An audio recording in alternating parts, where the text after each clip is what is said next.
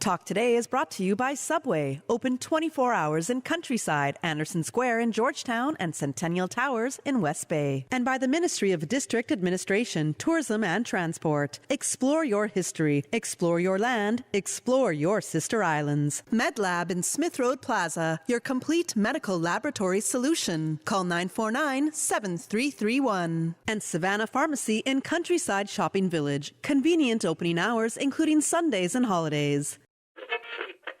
Oh, I think they're doing a great job. A lot of them are. Good afternoon, Dwayne. How are you? Not too bad, sir. Ladies and gentlemen, Radio Cayman's Talk Today with Sterling Dwayne Ebanks. But I do have some questions.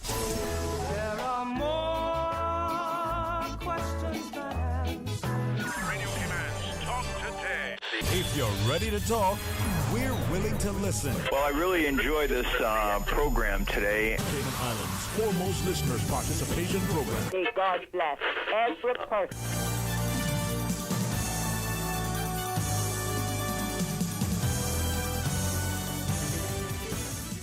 Good afternoon and welcome to Talk Today. My name is ORRETT Connor, filling in for Sterling Dwayne Ebanks, so please stay tuned.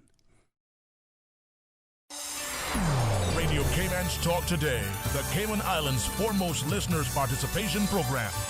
We ask our listeners to avoid statements or comments which are abusive, derogatory, malicious, or defamatory. Do not use any indecent language or make any statement which is false or misleading. Email talktoday@candw.ky or call 1-800-534-8255. Courtesy of Live Communication. Let your voice be heard. Radio Cayman's Talk Today.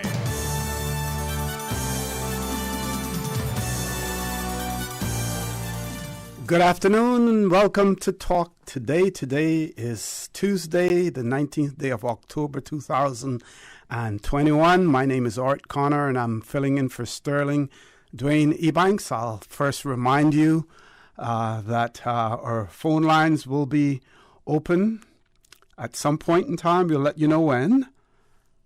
Those phone numbers are a toll-free number, 1-800-534-8255.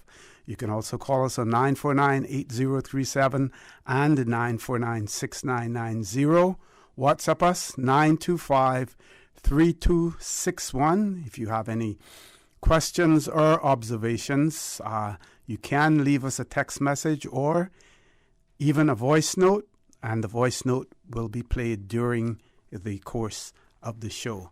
On this first segment of Talk Today, it is my pleasure to have in the studio with me two staff members, two social workers from the Department of Children and Family Services, and we will be talking about Older Persons Month in the Cayman Islands. Of course, the month of October, we celebrate Older Persons Month. There are some people like this person right behind the mic here with the gray beard and the gray balding gray hair, who falls into that category as well. So I'm going to ask my two guests to introduce themselves and tell us what they do within the Department of Children and Family Services. Good afternoon, ladies. Good afternoon, Mr. Elsie. Thank you for having us this afternoon. My name is Tempora Wesley. I'm a social worker to the Department of Children and Family Service, as you said, assigned to the Elderly Services Unit. Mm-hmm. And just in case anyone gets any funny ideas about it, it's not tempura. Right? It's not tempura. That's history as far as the Cayman Islands is concerned. The operation. This one is with tempura. Tempura. Yes, you're right. Okay. And I'm Anna K. Miller as well. I'm a social worker at the department. I am on the MASH team, which is the multi-agency safeguarding hub that deals with child protection concerns, whether it be sexual, physical abuse, emotional abuse, etc. Even though I am not in the category of to be considered old, I am old at heart, so I like to have the company of you guys. Oh. And she's no stranger to Radio Cayman. No, not at all. She worked here before. Okay. It's good to be home. So, ladies, tell us exactly what we will be discussing. Let's start with the theme that has been adopted for our Older Persons Month. Yes, Mr. Elsie. October is Older Person Month, as you said. In the Cayman Islands, the celebration started in 1995 with an aim to recognize older persons as vital members of our community and the contributions they make to the communities. Also, to bring awareness on social issues or needs affecting their lives. And in addition to that, as a time to celebrate with the older person through activities that are planned specifically for them. Every year we have a topic, and the topic for this month is digital equity for all ages. We want to enrich our older person's lives by promoting access and participation in the digital world. Yes. So, because you know, some older persons are very advanced. Others, you got to take a little bit more time. Yes, that is true. You got to work it with them. Yes. So we want to make sure that everyone's on the same level and make sure that if they need additional help, we're here to support them. That is true. Probably for Annie K, for myself, not so much. Yes. Maybe for Mr. Olsey, it's easy to navigate into those smartphones and Yes. those technology. Computer as well as just for example WhatsApp. A lot of people use WhatsApp. Yes. And we maneuver and make sure send messages, send videos. Some older persons can't do that. And for them to just kind of find out what the day-to-day life is with family and friends, that's a good way of making that connection. It is. I remember this year it happened to me. It's okay. We're all here. My bank made some changes. Uh-huh. Oh my, I couldn't get in. I called. I went to the bank. No, ma'am, you need to do it online. I'm supposed to understand those things, right? Yes. But it was difficult. And I imagine how difficult it would be for older persons that is not used to the technology. Because they're used to someone talking and coming, Of I mean, course. feedback. Yes, how are you doing? those How's going on? yes. How is so-and-so?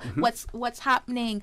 But we're trying to give them that opportunity to, level up and make sure that they're we don't want them to leave. We don't want them to leave them behind. Yes. We want to pull them forward with us too. Of course. So we have to educate them in that sense. So tell us how you're going to go about doing that. Do you have we're coming. Yes, we're coming with all of that. We're coming to that.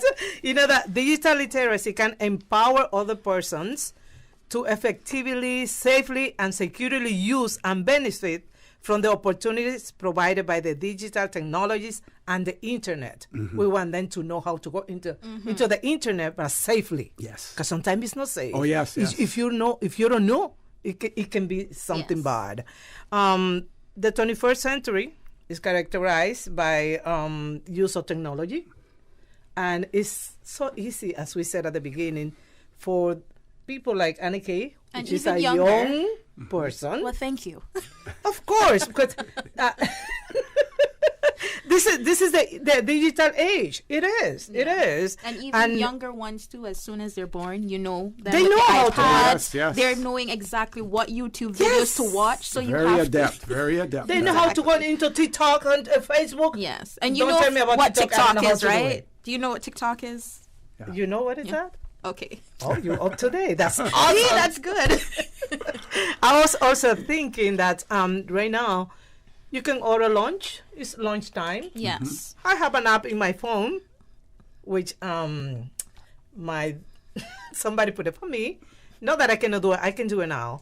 But somebody download it in there, and I can order my food, and it will come to my workplace or to my house, or maybe banking. Those are the things that we want our seniors to be able to do it. Look at this, for example, this lockdown. Many of us couldn't travel. Yes. And I myself suffered from that immensely. Yes. So I had to order online. And that's how we can, in a sense, participate in online. Yes. Okay. Yes. Another thing is from a social work perspective, we find that connect with technology will help the seniors to avoid that social exclusion and the isolation. Because if they don't know how to, like Annika said about the pandemic. Yes.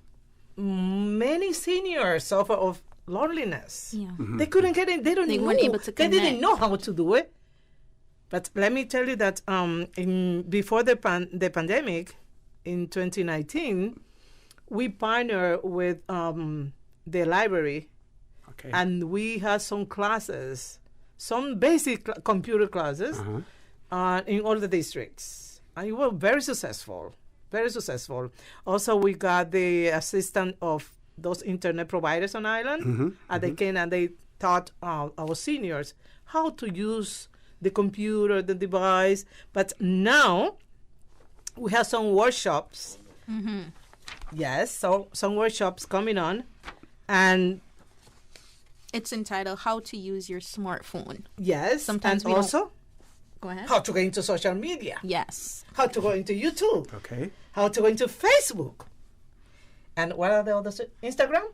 Yes, you need to help me with Instagram, that. all the social media platforms. Social media platforms. So by the end of this segment, we want you to have every social media platform, Mr. ORRETT, so that you can still connect with your many followers. Yes, we have workshop now Wednesday. How to use your smartphone. That's October 20. Tomorrow. October 22nd.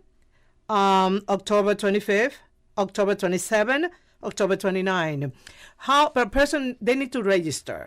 They can call the department 949-0290, 949-0290. Yes, they have to register because of the regulations.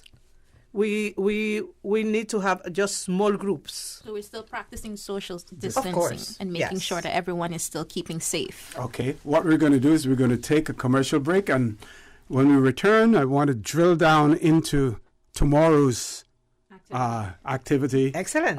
Concentrate on that. Where, when. Yes. And time. The time. You've already said who can participate. We want to know basically the numbers. But at some point in time also, we need to talk about those persons who are unable to get to these locations. How are you going to be able to reach out to them, to reach them? Do you use other organizations, let's say, for instance, church groups? If they belong to church groups, how can you reach out to those persons? Because one of the major complaints that we get is people have challenges when it comes to transportation and getting out there as well. So that's going to be extremely important. Folks, please stay tuned. Talk Today. We'll be back immediately after this short commercial break. Savannah Pharmacy. Shop local and get a head start on your Christmas shopping. For ladies' handbags, clothes, shoes, fragrance, candles, and cosmetics with the newest Farmhouse Fresh line of skincare. For the gentlemen, clothes, shoes, fragrances, gift sets, and toys and games for the kids. Savannah Pharmacy provides you with more than just prescriptions. Remember, they are always just around the corner with everything your family needs. And convenient opening hours, including Sundays and holidays. Savannah Pharmacy. For more information, call 946-3336. A friendly holiday reminder. You can WhatsApp your Savannah Pharmacy prescription to 929-5045. That's 929-5045. Freedom, Kim and Brack. Freedom, Little Cayman. Soft breezes, blue waters, no traffic. Unwind and rejuvenate your mind, body, and soul. Sister Island Staycations, a taste of freedom. Discover all that our sister islands have to offer. The 8:10 a.m. weather report, Monday through Friday, is proudly sponsored by Pan American International Insurance Corporation. Pan American International Insurance Corporation, meeting the life, accident, and health insurance needs of individuals and businesses to ensure financial security and peace of mind. For more information, call 949-8304 or visit www.palig.com. That's PALIG.com. The Rotary Central Music Extravaganza 2021 tickets are here. Get your $25 ticket and stand a chance to win the grand prize of $40,000, second prize $4,000, and 6 $1,000 prizes. The Music Extravaganza music event, Saturday, November 27th at Salty's Grand Harbor, featuring CNB, Deja Blue, The Fabulous 68s. Tickets now on sale by Rotary members, authorized ticket sellers, and at eventpro.ky. 26 years of Rotary Music Extravaganza, funding over 70 community projects of significance since 1995. Rotary Central, Cayman Islands. Registered not-for-profit number 232. Rotary Central. Serve to change lives. We are now in the hurricane season, and to survive a hurricane, you need to be informed. If you have been informed by official sources that a hurricane is approaching the Cayman Islands, and you live in a low-lying area that is prone to flooding or near the beaches, which may be swept by high tides or storm waves, please seek a safe place and high ground. If the only way for you to get to a safe place is a road that is also likely to be flooded during a storm, please leave home early. Don't run the risk of being stranded. This has been a public service announcement from your community station, Radio Cayman. Listen to the general public. Your thoughts are just a telephone call away. 1-800-534-8255. What the public is saying. Let your voice be heard. And now, Radio Cayman's Talk Today. Good afternoon and welcome back to Talk Today. My name is ORRETT Connor and I'm filling in for Sterling Dwayne Banks. I have in the studio with me Miss Annika Miller and Miss Temporal Wesley, not Tempura, Temporal Wesley. They are social workers with the Department of Children and Family Services. We're talking about Older Persons Month, which is the month of October. We're talking about the theme that has been adopted by the international organization, and that theme is digital equity for all ages. Because as we know now, there is a huge amount of inequity when it comes to the digital age. We have been outpaced by the younger folks. Now, whether or not we can catch up with them is another question, but what we can try to do is at least, keep a little distance behind them so that the older persons will be able to navigate the digital age, because so many things now are taking place, so many transactions are taking place online as well. So, ladies, over to you. It is true, and we have to take in consideration that many seniors today, they already passed their working time. Mm-hmm. They already they are without exposure to digital technology because they are at home. They don't need to go into that. They don't need to go into computer classes. They don't have to, because they're retired and they don't need those things. So that's what we thought. But technology is telling us now that we need to understand how technology works. Mm-hmm. I was reading about this research that it was done in Europe. Sorry that I'm comparing with Europe, but that's where it was done. Only 1 in 4 older Europeans have basic or above basic digital skills. Mm-hmm. 1 in 4. Wow. Compared to 3 in the age group of 35 to 44. Also, 3 in 4 among 25 to 34 years old, and 4 in 5 among youth. That's why I had to mention Annika all the time, because she's the youngest of the 3 here. But they understand more those smartphones, all those apps and those things. And with the digital equity for all ages, which is our theme, we want our seniors to be more exposed and to understand more how to come up to date with technology. Not that they're going to learn from now to in one class. That's why we're offering many classes this month, and I know we will continue because we already did it in the past in 2019, and we're going to continue because our seniors they need that. For example, I don't know if you had done with HSA, with the Health Service Authority, the pharmacy, they have an app. Yes. You can send your prescription. And it works well. Beautiful. Yes, very So I good. think you're You take a attesting to picture that. and you send it, and they will respond back to you saying, tomorrow you can pick up your yeah. But I don't prescription. want our older folks to get scared. We want them to be open and just take their time. Yes, it's not like Ms. Tempora said. Yes. It's not going to be like a quick, easy class that you can. It's going to take some time, but we just want to be there when you do it as well. I know you mentioned something before the commercial break. yes, but I want to mention also that there's some challenges. Yes. They're facing challenges. And one of those challenges could be the physical limitations. Can be chronic pain, arthritis, Parkinson's disease, stroke, dementia, and the poor eyesight, even, visual impairments. Yes, yes, all of that make the senior feel like we cannot do this, we cannot come out. How are we going to do this? And you said, how are we managing if the person cannot come to the workshop, to the event? Yes. But remember, we have families. Yes. And this country is family oriented. Yes. We believe that as a family, we can face whatever it comes to our place.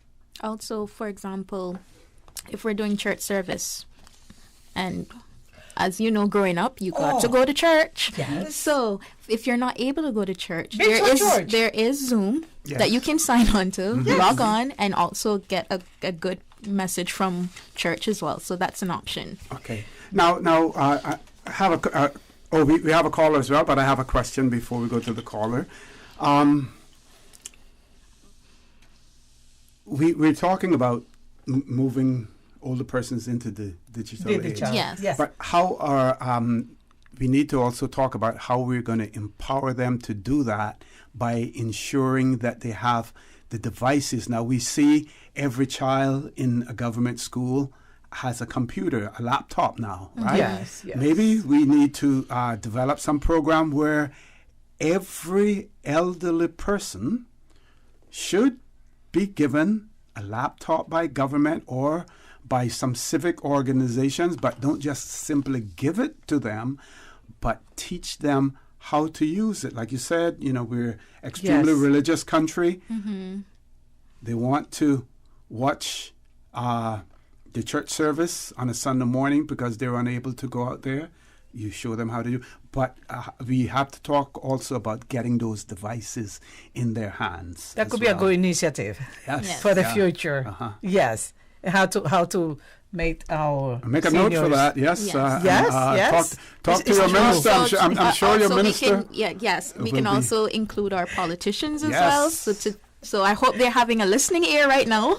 I'm sure your minister would be more than what about for more than Christmas? happy. You can give your loved one, your grandparents, your grandmother. And it doesn't have to be an expensive one. Yes. There's a range. Just a smartphone.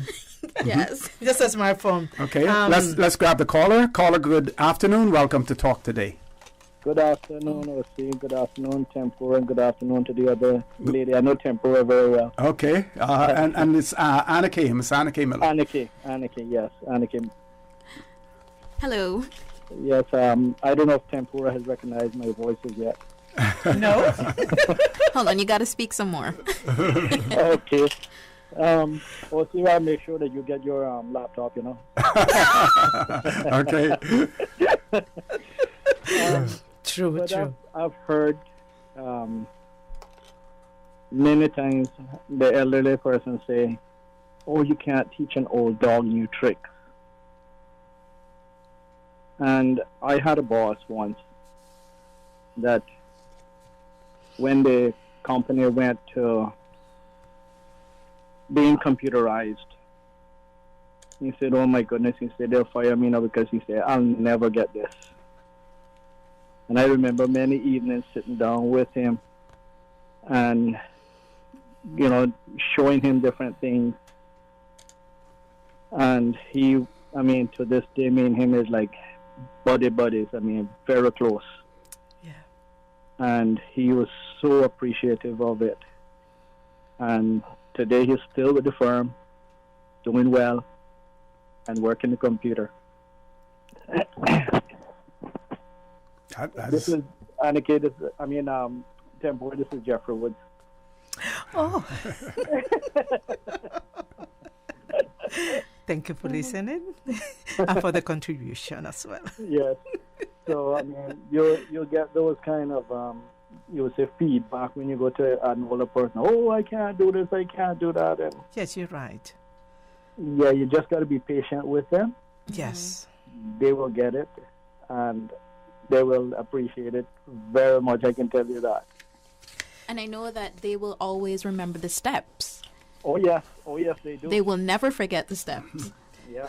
And listen, those workshops that we are having, and also that will continue this week and next week, the persons who are teaching the classes, very patient young fellows. Good. They go it's one by one, explaining with the fun. Because you have to be patient. Yes, it's true. I have you have a to be little patient. joke to end with.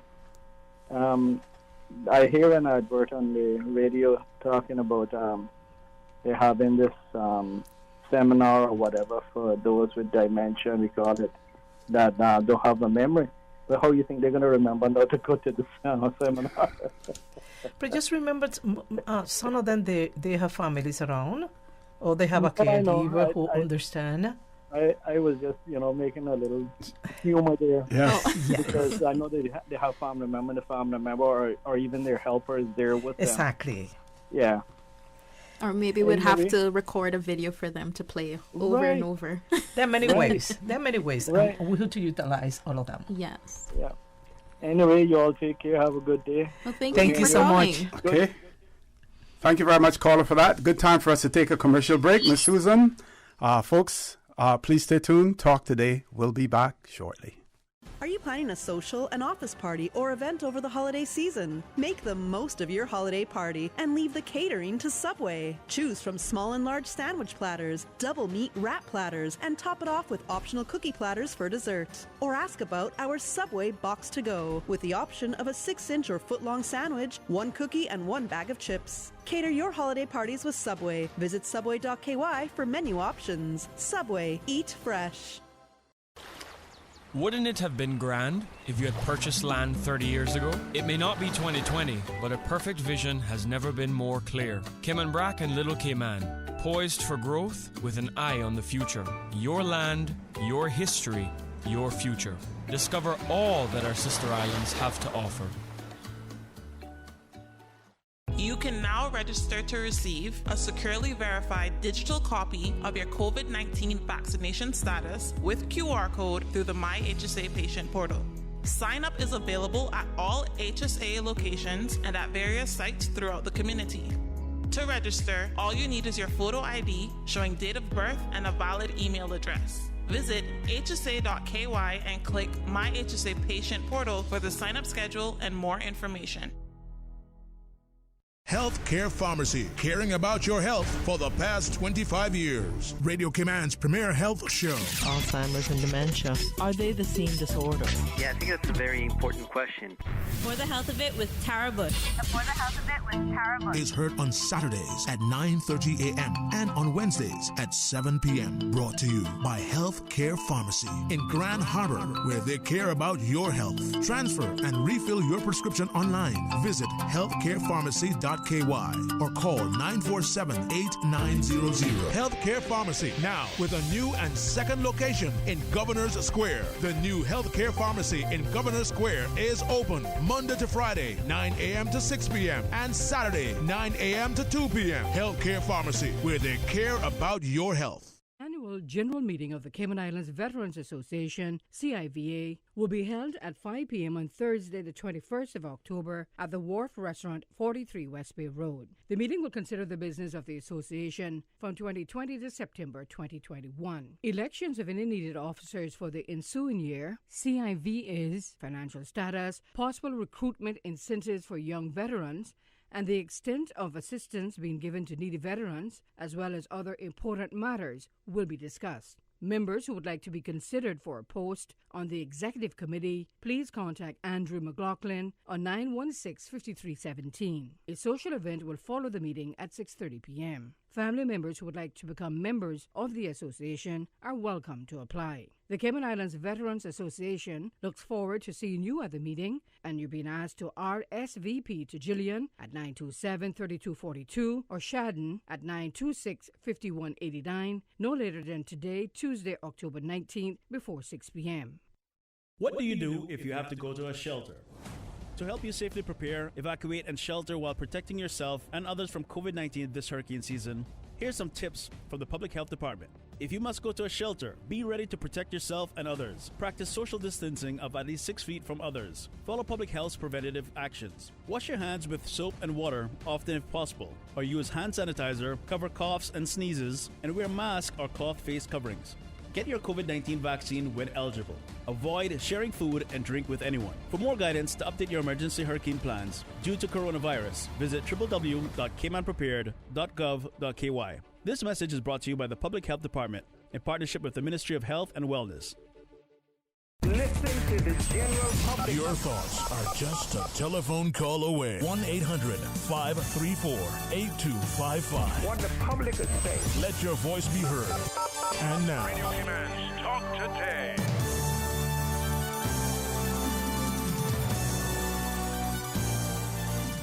Good afternoon and welcome back to Talk Today. We're discussing Older Persons Month, celebrated internationally as well as here in the Cayman Islands in the month of October. The theme is digital equity for all ages. We're having a discussion with two staff members, two social workers from the Department of Children and Family Services, Ms. Anna K. Miller and Ms. Temporal Wesley. We're talking about all of the events that are scheduled for the month of October. If we get an opportunity, we can also talk about some of the events that have already taken place and the type of response that you're getting from the older persons community as well. Now, getting back to digital equity, we know that government has an e-government program that they're developing to make many of the services and things to be accessed through government to be done electronically as well. That is being developed. So you mentioned things like the Health Services Authority before. I'm sure things like Cineco. Oh, yeah. Even Department of Children and Family Services. There will probably come a point in time where your clientele, rather than, you may know them by name, but they may just have a unique number that is used as well. And rather than calling you up on the phone, they may be required to maybe just bring contact a card. you. Yes, yeah, Technology, like that, technology continue advancing. So even the Cayman Islands government, we're going to have to be ready when we get up in age to be able to deal with them as well. Well, sir, that's why we are offering those workshops right now for our older persons, not only during the month of October. As I said, yes, we offer in 2019. We were planning to offer in 2020, but then the pandemic took and we had to cancel everything. But now, and I said October 20, which is Wednesday, that's tomorrow. That's tomorrow, yes. Tomorrow we have another workshop. How to use your smartphone. It can look complicated if you don't have the person and the person with the knowledge and the patient to teach an older person. Yes. I want, if you are listening, you can call 949-0290, which is the Department of Children and Family Services number, and register. If tomorrow is already full, you can go into the one on the 22nd, okay, Friday. So we want to make sure that everyone gets a chance. Yes. And if Call you have and register. And if you have a family member who may not be listening or may not be aware of this program, and you hear about it, introduce them to it, tell them about it, ensure that you get them registered as well. Yes. We encourage people to do that. Also on the 25th, we have how to use social media. Listen, with social media, when the seniors go into those platforms, they can connect with family. They can connect with friends. It's like your life open up. Definitely. You can go into YouTube. You can go into your church. And maybe you haven't We have some churches coming out now. A worker or someone that you haven't seen for so long. That's a new introduction to that relationship again. Okay. Yes. Social isolation is gone when you can manage social media, the internet, the YouTube, the which one, the other one? Facebook, Instagram, TikTok. All now of that those we mentioned Facebook, we have some church services coming up. Okay. And they are on also electronically that you can get connected. If you cannot come out, you can go to the church service just on YouTube, Facebook, or some of them have apps already. On the only thing is that the preachers won't like that because how are they going to collect that offering? And don't worry, some churches rely on that offering, so they're going to have to use their debit card on that. Churches are yes, you can do it. You can do it with they can go online. I couldn't resist that one. Listen, you'll get a notification. God love those. You'll get a notification at the end of the service. Offering, and you know how to do it. But we want to make you aware of those churches who are observing other person months. And we have Agape Family Worship Center here in Georgetown. This Sunday, they have service. You can go into Facebook, YouTube, or the Agape app. Okay. They have an app. Also, we have Emsley Memorial United Church. You can go YouTube. If you don't know how to do that, you need to come to the workshop on Wednesday or Friday, and we'll teach you how to download the app, and you can have your virtual church. Exactly, yes. Also, we have John Gray Memorial Church in West Bay, and we have New Testament Church of God in Cayman Brac. On the 31st, the last day, will be the First Assembly of God here in Georgetown. They have YouTube channel and Facebook. That's mean you can get connected. You don't have to be isolated. Okay. You can get connected, and you're going to enjoy your church services. I imagine that there are other churches, but these are the ones that we know that are observing the other person months, and you can log in. Okay.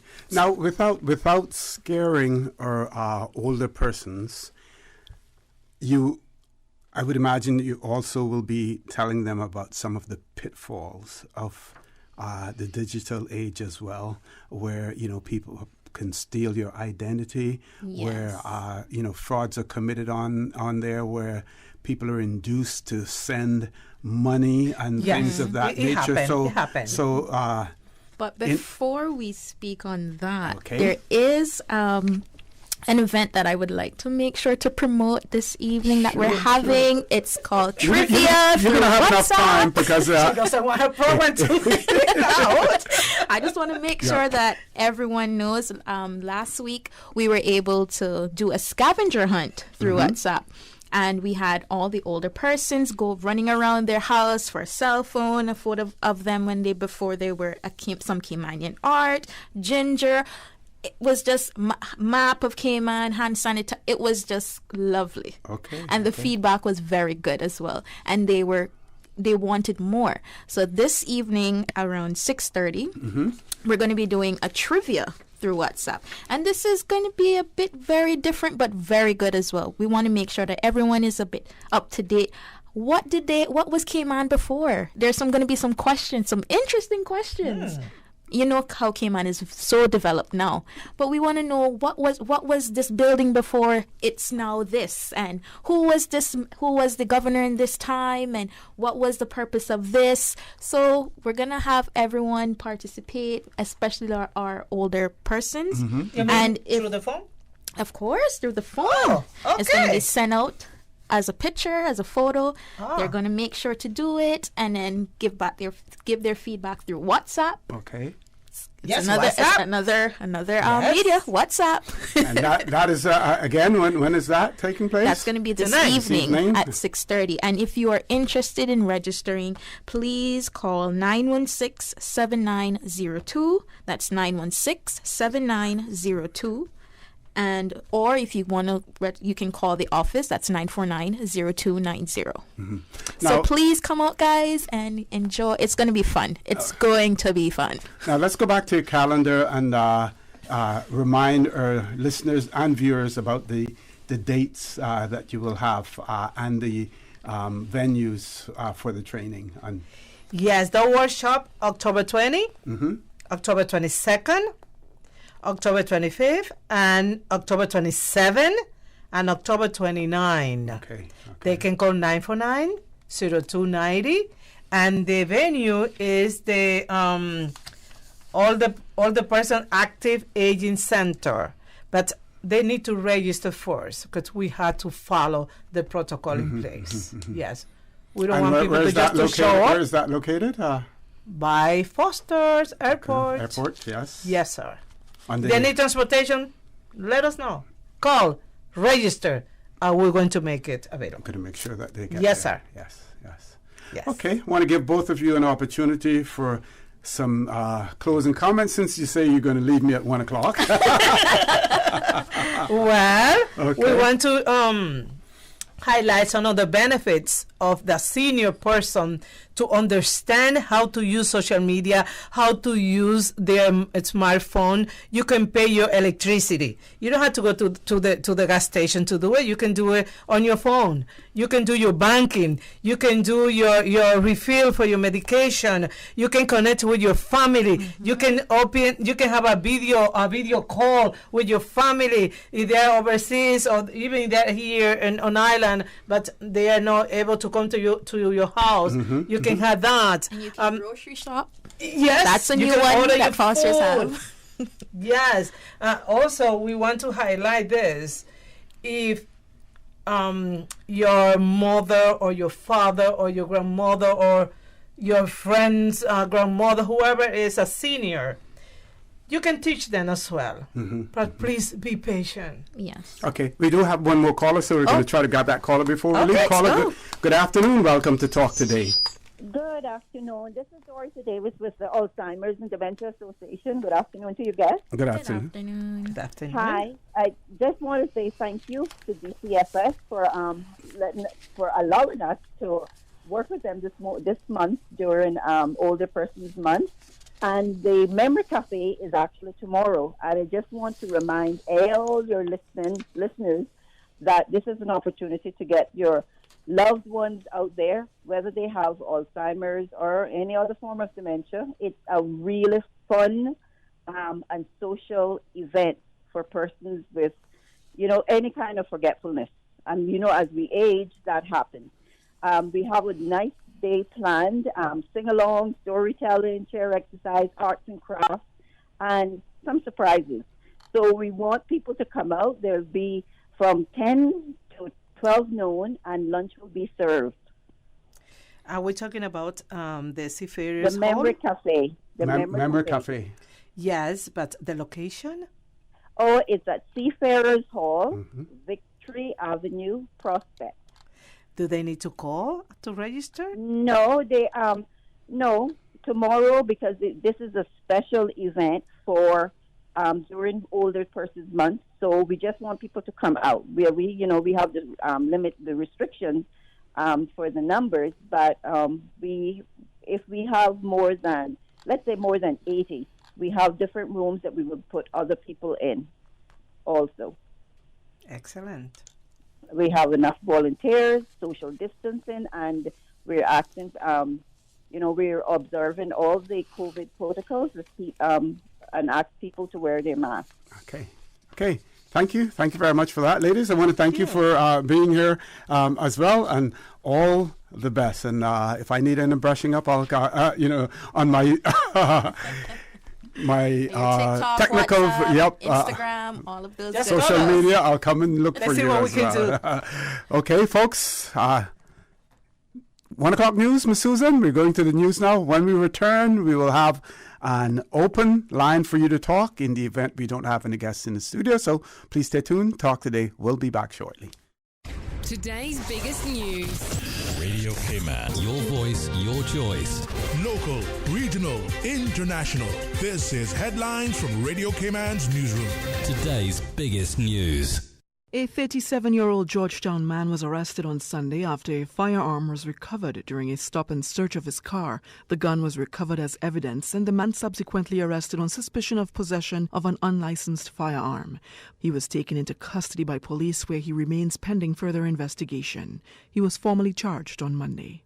Good afternoon, I'm Dion Anglin with your headlines and news elsewhere. The Polish Prime Minister has accused the EU of blackmail in a heated debate with European Union chief Ursula von der Leyen over the rule of law.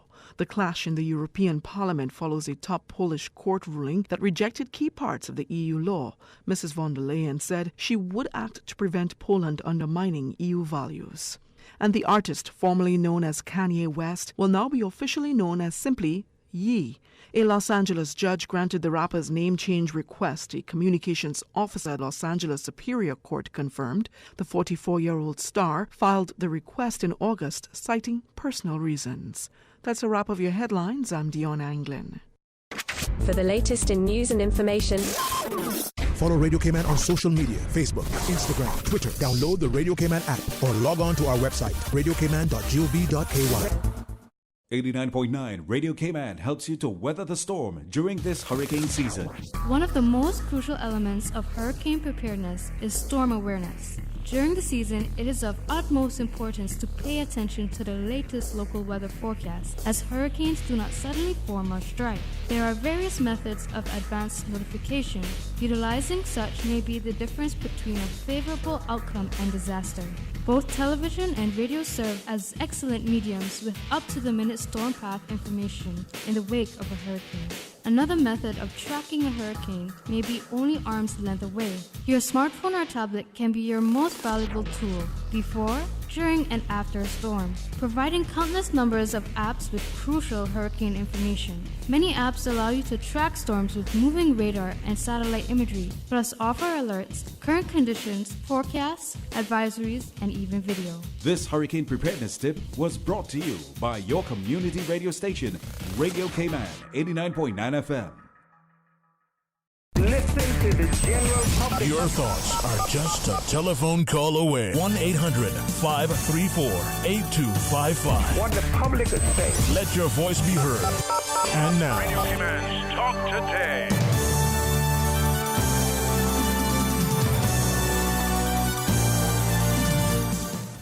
Good afternoon and welcome back to Talk Today. We have no guests in the studio now, so we will have an open line for you if you have anything that you may want to discuss, any questions, any observations to be made as well. I will continue along the lines of getting our older folks up to date as far as the digital age and social media is concerned. But as I mentioned on the tail end of my previous interview, we also have to be mindful of all some of the pitfalls that may be faced when using social media, when transacting business online as well, because there are so many persons out there, opportunists, criminals, waiting to steal your information or trying to scam you, either from a financial standpoint. We see, for instance, in the United States where hundreds of millions of dollars were lost by older persons who got caught up in lottery scams where they were contacted by persons. There were lists of persons circulating, those individuals who were involved in the scheme had these lists of persons to be contacted. They would be told that they had won a lottery, but in order to collect, there were taxes that had to be paid or some additional fees had to be paid. And the moral of that is, if someone is telling you that you have won something, there's no free lunch in this day and age. Nothing is for free. There's always some cost behind it as well. And those persons, those elderly persons, were basically milked from their money. We had persons who lost their lives as a result of tying up money with persons overseas, then traveling to those countries, trying to contact them, hoping to get their money back. We have in many jurisdictions, some right here neighboring to us, where persons have been extradited back to the U.S. and have been charged, convicted, and serving time for these lottery scams as well. So in addition to empowering our older folks to be able to keep up to date with the digital age, we also have to ensure that we remind them of all of the pitfalls. And whenever they're in doubt about something or someone is asking too many questions, speak to a relative, speak to a friend, let them know what's going on, get advice, from them as well. We do have a caller. Let's go to the phone lines. Caller, good afternoon. Welcome to Talk Today. Good afternoon, caller. Welcome. Okay, we're trying to connect with that caller. Remember, a toll-free number, 1-800-534-8255. You can also call us on 949-8037, 949-6990. WhatsApp us, 925-3261 as well. Meanwhile, talking about older persons, and let's see what happened in... Caller's back now. Caller, good afternoon. Welcome to Talk Today. Afternoon, O.C. How are you doing, sir? Good afternoon. I'm fine. How are you? Nice to hear your voice. I'm not doing good, sir. I am very sick. But anyway, I just called in to say something. Sure. I was in Grand Cayman last week, and I had to come up Sunday. And I didn't know when you get to the airport, a car cannot drive up with it somewhere like out. No disrespect to them, but... like where the taxis land off the people, but a car can't go further down and land you off there, especially when you can't walk good. Okay, right, and they had to drop you off in the parking lot. Now, was there any type of mobile transportation that was provided from the parking lot to the terminal for you that would have those persons who have issues as far as mobility is concerned? When we did have representatives from the Airports Authority here on my show, they spoke about the fact that they were looking at other options for those persons who were physically challenged to be able, once they were dropped off at the parking lot, to be able to have some sort of transport to the terminal. You're telling me nothing like that is in place? No, not. My son had to go into the building to try and get someone from Cayman Airways to come out and pick me up. That is unfortunate, and I think that was one of the things that the older persons, the committee on older persons, or the Commission on Older Persons, was looking into as well, because they were supposed to be liaising and seeking advice from them on how to go about it. But as you know, sometimes what they say, the squeaker wheel is the one that gets the grease. Sometimes, sometimes we have to make some more noise in order for these things to be addressed. I guess because we don't have as much air travel as we normally would, maybe not as much attention is being placed on it.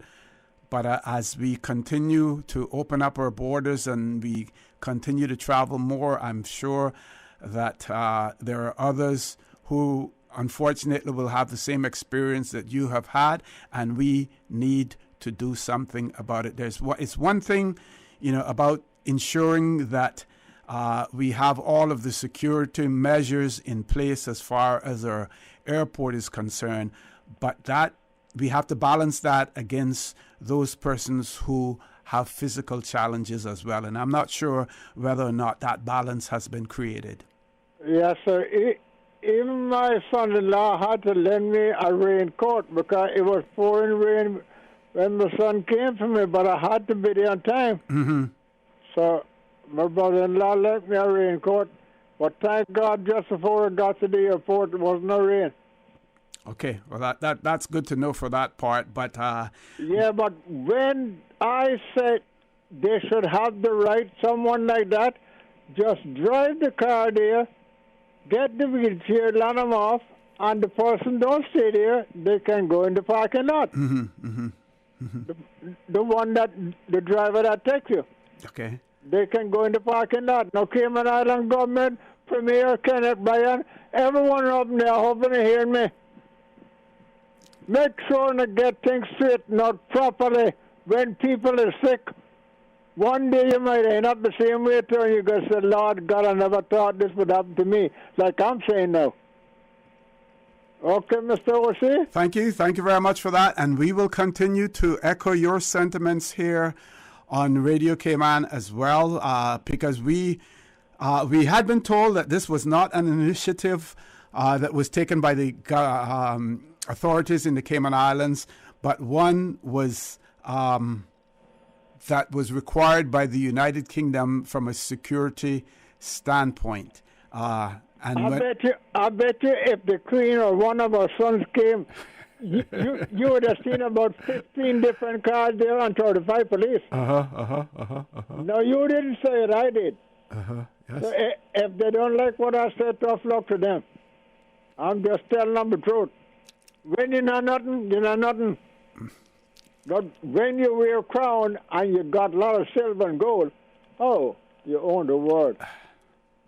O.C., thank you for your time, sir. I just wanted to put it out there because I told them I was going to do it. Thank you very much for bringing it to our attention as well. And I am sure that somebody is listening. And if we don't get some feedback today, we will get some feedback on it. And if we don't, then we will continue to hammer it home some more as well. And if there are other persons out there who have had similar experiences, just call in and let your numbers be known. The more, the merrier in this case. That's right. That's right. Thank you, sir. You all have a good evening. At Radio Cayman, I keep up on the good works. You do the same as well. Take care. Please stay safe and all the best. We have another caller. We're going to take a commercial break. We're going to take a commercial break. When we return, we will take all of those calls that are queued up. So please stay tuned. Talk today. We'll be back shortly. Radio Cayman is pleased to feature this special Sister Islands historical vignette, brought to you by the Ministry of Tourism and Transport. Explore your history, explore your land, explore your Sister Islands. In the early 1900s, the Sister Islands enjoyed a relative prosperity, with the cultivation and subsequent exports of coconut being the primary industry, as Commissioner Sanguinetti would note during his 1902 visit. Business seemed brisk. There has been a very large coconut crop, such as not born for years, and the carrying capacity of the island vessels to deal with the export of nuts have been shipped between October and February last. The coconut industry would continue to expand with the expansion of plantations into large tracts of unused land. Information from this historical vignette was sourced from Founded Upon the Seas, A History of the Cayman Islands and Their People by Michael Creighton and the New History Committee. Radio Cayman is pleased to feature this special Sister Islands historical vignette, brought to you by the Ministry of Tourism and Transport. Explore your history, explore your land, explore your sister islands. At Subway, we caramel a lot about our customers, so we decided to give you 2 treats in one with the new Caramel Apple Cookie. Enjoy cinnamon apples, caramel bits, and salted caramel crunch baked in, and topped with a drizzle of caramel-flavored icing. Gooey, crunchy, and yummy. Complete your Subway sandwich, pizza, or salad with the delicious Caramel Apple Cookie or any other cookie flavor and dessert available for limited time at all Subway locations. Subway, eat fresh. Individuals requiring letters to their employers confirming they have been placed in mandatory isolation due to ongoing COVID-19 contact tracing requirements can obtain these by request to Public Health. Please request by email only to quarantine@hsa.ky. Listen to the general public. Your thoughts are just a telephone call away. 1-800-534-8255. What the public is saying. Let your voice be heard. And now, Radio Command's Talk Today.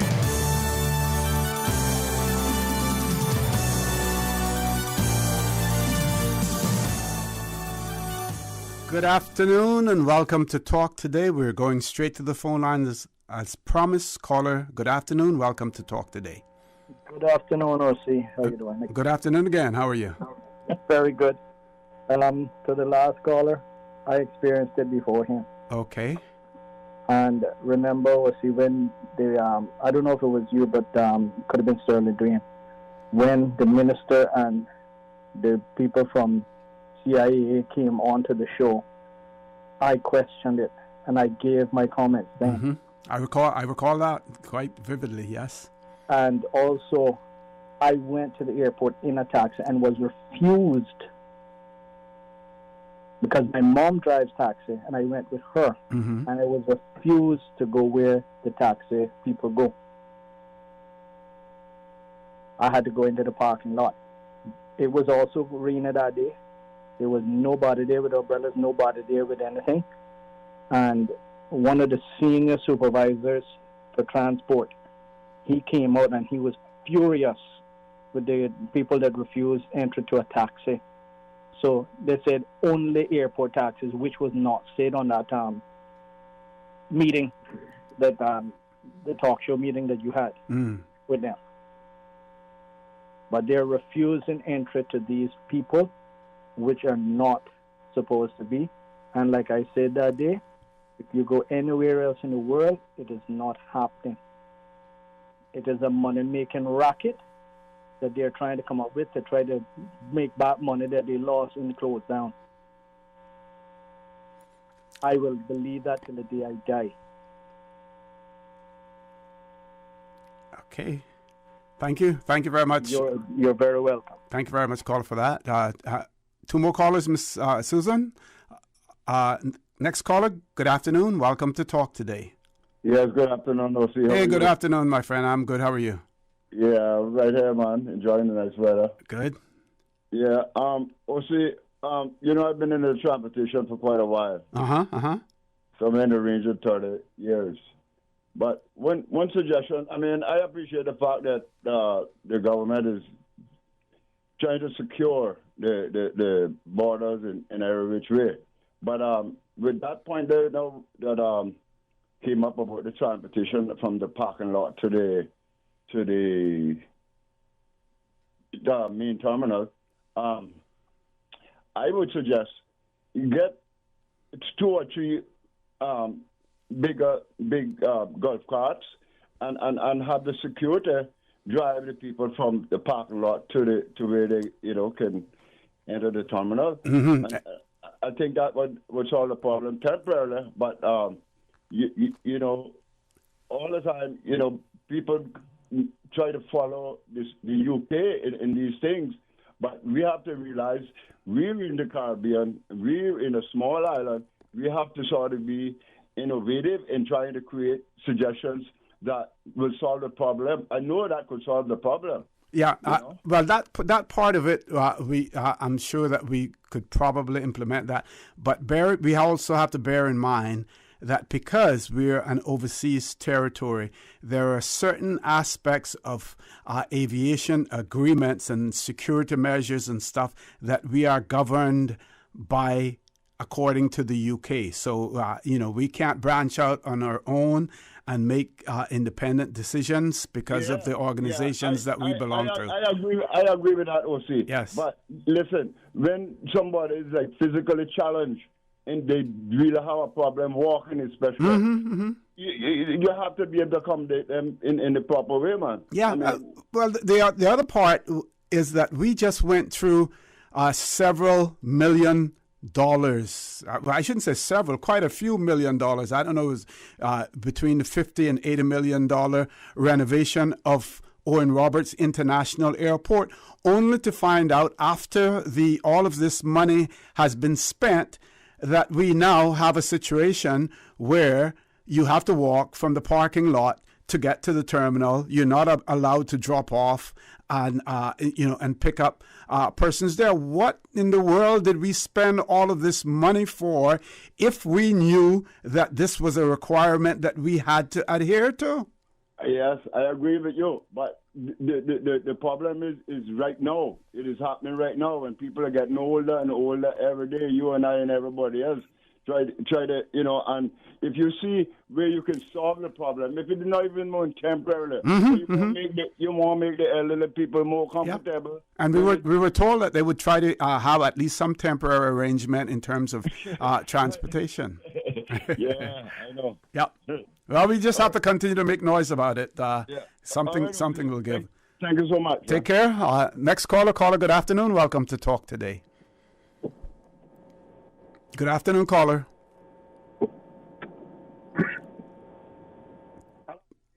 Good afternoon, caller. Welcome to Talk Today. Good afternoon. Yeah, good afternoon.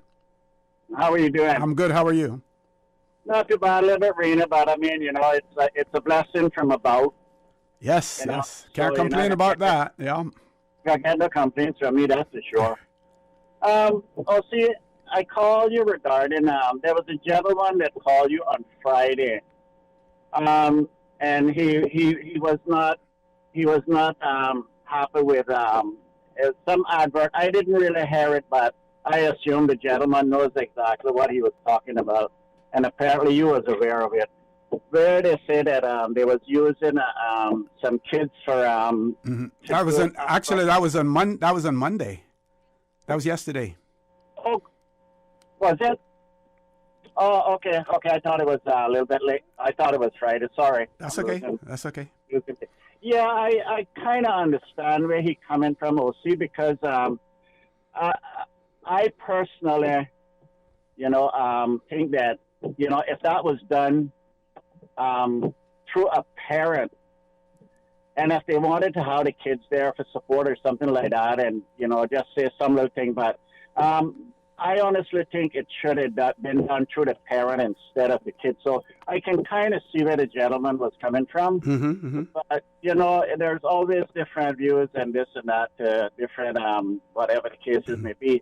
So you got to kind of take everything into account. But I kind of saw through what he was trying to say. He didn't really appreciate, But in this case, the parental consent was given. It wasn't a situation where the child was put on to do a commercial without the knowledge of the parent or knowledge or consent of the parent. No, I totally understand that, OC, but I think what the gentleman would have really appreciate was if the parent did it instead of the kids. Another little problem I see, OC, which is causing a lot of problems with the traffic in the mornings and in the afternoon. The schools are all out now, right? There's not a lot of people that is, I'm sure a lot of people knows that schools are out. But, when they come up to the 15-mile-an-hour yellow light, they see the light still flashing, and they automatically slow down because they think the school is still in, and they don't want to put anybody at risk. So my point is, why can't those lights be turned off so the traffic can flow a little bit freer during the times that, because every morning I come down there, I mean, I see the light flashing and automatically, it's just an instinct. I automatically slow down. Right. And I'm sure a lot of people is also doing that. And I think, instead of me continuing on doing my 30 or 40 miles an hour, I have to slow down now to 50 because I want to respect the light. Not everybody respects the light. I mean, they overtake me on the lights all the time. So, I mean, I can feel good about saying that. A lot of them do have no respect for that light. Mm-hmm. And the police could be sitting there, and it makes no difference to them. So, couldn't those lights be turned off during the school times? I mean, every other place that I've traveled to, I mean, honestly, I'm sure that they can. I believe that during the summer breaks that they're off. It's just someone taking the responsibility, recognizing that needs to be done. Someone should be assigned that responsibility, whether or not it's the National Roads Authority, whether or not it's the Royal Cayman Islands Police Traffic Division. Or whomever, but someone basically needs to take up the mantle and do their work. And the thing is, too, OC, I mean, these people are probably getting very good pay to do what? To neglect things like this and just look at it, say it's not important. No, it is very important. If we are trying to fix the problems we got, you have to start whether it's small. If it's small, that's the perfect place to start. Don't wait till it gets big. Point taken. We're going to try to grab another caller before we go to the break, and I believe we do have guests coming into the studio at 1:30 as well. Let's take the caller. Caller, good afternoon. Welcome to Talk Today. Good afternoon, Mr. O.C. Good afternoon, ma'am. How are you? Fine, thanks. I don't know if you're going to guess, but it's a very important topic you guys are talking on there. Two things regarding the gentleman they're just talking about going through the traffic lights. I want to agree with him 100% what he's saying, but I want him to also bear in mind that I don't know whether the police uses it to their advantage or not, but I had a friend of mine who, while school was closed, ended up with $300 traffic ticket because they went through the orange light while we were flashing. And not come to understand the school was out. I mean, they should know. They said that they knew when school was out, so they thought it was just a malfunction. The police told them that whenever that light is flashing, they better respect it. If not, they'll end up in court with it. Well, I believe that they may have a strong, I'm not a lawyer, but they may have a strong argument in court if it is there for the purposes of, when school is in, then when school is out, I believe that would be a good test case in court for them to challenge that. And number two, regarding the taxi service, I have, regarding to the quarantine, of someone using the vehicle, government uses particular specific taxis to transport from the airport to quarantine, to take people to quarantine, quarantine centers. Well, I had a friend of mine who was picked up by the taxi to take to one destination. I'm not going to call her names because I don't want to bother there. Exactly. To one destination, giving the taxi driver the description of where they need to go. The taxi driver took them to the opposite side of where they were supposed to go, and only to be told that he was new, so he wasn't sure where he was going, because he just remembered an address. Only to be told that he could get it right there because it was very close to his direction. Now, he had to walk all the way from where he was, and just imagine now if by chance he had COVID and he got be walking the street and getting in contact with people to give him information where he was going. Well, we hope that person took the if they didn't get the taxi number, at least the license plate number or something, and report that driver. I told them they should have reported. Apparently, they said that the people told them don't worry about that because that was okay. But I told them I can't believe that nobody would tell them such things. But I mean, we got to be very, very careful with this because, I mean, as COVID is a reality, so we know we got faces. So if these taxi drivers don't know where they're going, they should try to get information before they leave or back out the job. Yep. Okay, thank you. Okay, thank you very much, folks. Time for us to take a commercial break. When we return, I believe we will have guests in the studio, so please stay tuned. Talk Today. We'll be back shortly. We may be in Christmas shopping mode, but 'tis the flu season too. Savannah Pharmacy has immune system boosters for the entire family with a range of vitamins and supplements. Their knowledgeable and courteous pharmacists are always available to offer the best advice and products. Remember, they are always just around the corner with everything your family needs and convenient opening hours, including Sundays and holidays. Savannah Pharmacy. For more information, call 946-3336. A friendly holiday reminder. You can WhatsApp your Savannah Pharmacy prescription to 929-5045. That's 929-5045. You see how hard it's raining? Yeah, and I don't have time to fight traffic and get my lunch from Subway. I have so much work to do. Why don't you order Subway by using the Let's Eat or Bento app? Save time, stay dry, and get your sandwich fast. I never thought of that. Great idea. I'm going to order now. Order me a veggie pizza while you're at it. And a cookie platter for the office. Too busy at work or home? Is the rainy weather stopping you from dining out? Order your favorite Subway sandwich, wrap, or pizza through the Let's Eat or Bento app with fast and reliable delivery. Subway, eat fresh. For medical lab services in Cayman, go straight to MedLab. For a full range of medical services, pleasant, clean and comfortable environment, no long lines and affordable fees, visit MedLab at the Smith Road Plaza. Open Monday to Friday, 8:30 a.m. to 5 p.m. and half day on Saturdays. Call 949-7331 to make your appointment. For medical lab services in Cayman, MedLab.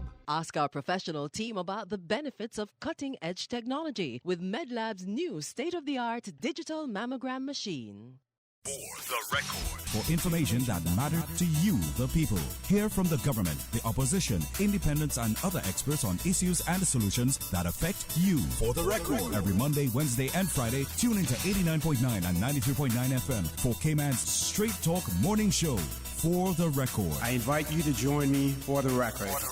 You are invited to be a part of this interesting and informative show. Embrace the opportunity to dialogue with your legislators, policymakers, and those charged with policy implementation. For the record. Brought to you by Coca-Cola. Available across the Cayman Islands from Tortuga Distributors. Accept no substitutes. Taste the feeling with Coca-Cola.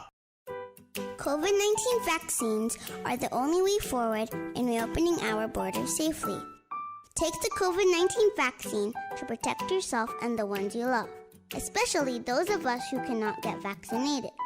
For more information on the COVID-19 vaccine, visit www.gov.ky/coronavirus.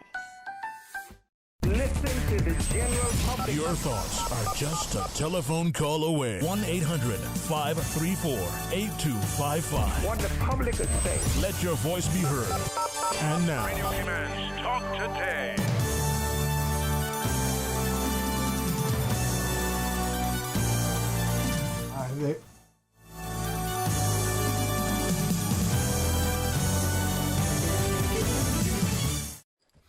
Good afternoon and welcome back to Talk Today. My name is Art Connor and I'm filling in for Sterling Dwayne Ebanks. I want to remind you our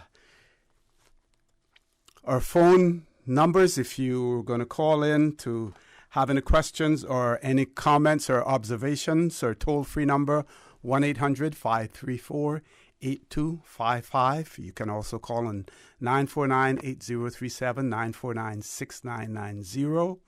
WhatsApp us 925-3261. In this segment of Talk Today, we will be talking with Miss Amanda Nicholson. She's from the Cancer Registry. Yes. Right. And we will be talking about Breast Cancer Awareness Month and also talking about the Cancer Registry as well. And if I have enough time that I can scroll through my old Tradewinds newspaper, in the mid-1960s in the Cayman Islands, there was actually a cancer survey that was done in the Cayman Islands. So if I can't find that, I will share that with you. I didn't know that. As well. But Ms. Nicholson, go ahead and tell us about the Cancer Registry, or let's first talk about Breast Cancer Awareness Month, what it is all about, some of the activities that are involved as well. Okay. Yes, October is Breast Cancer Awareness Month.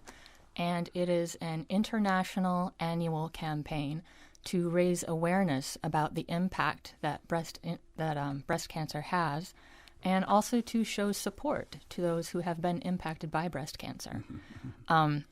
It's one of the most commonly diagnosed cancers, and the Center for Disease Control and the American Cancer Society tell us that approximately 1 in 8 women will be diagnosed with breast cancer at some point in their lives.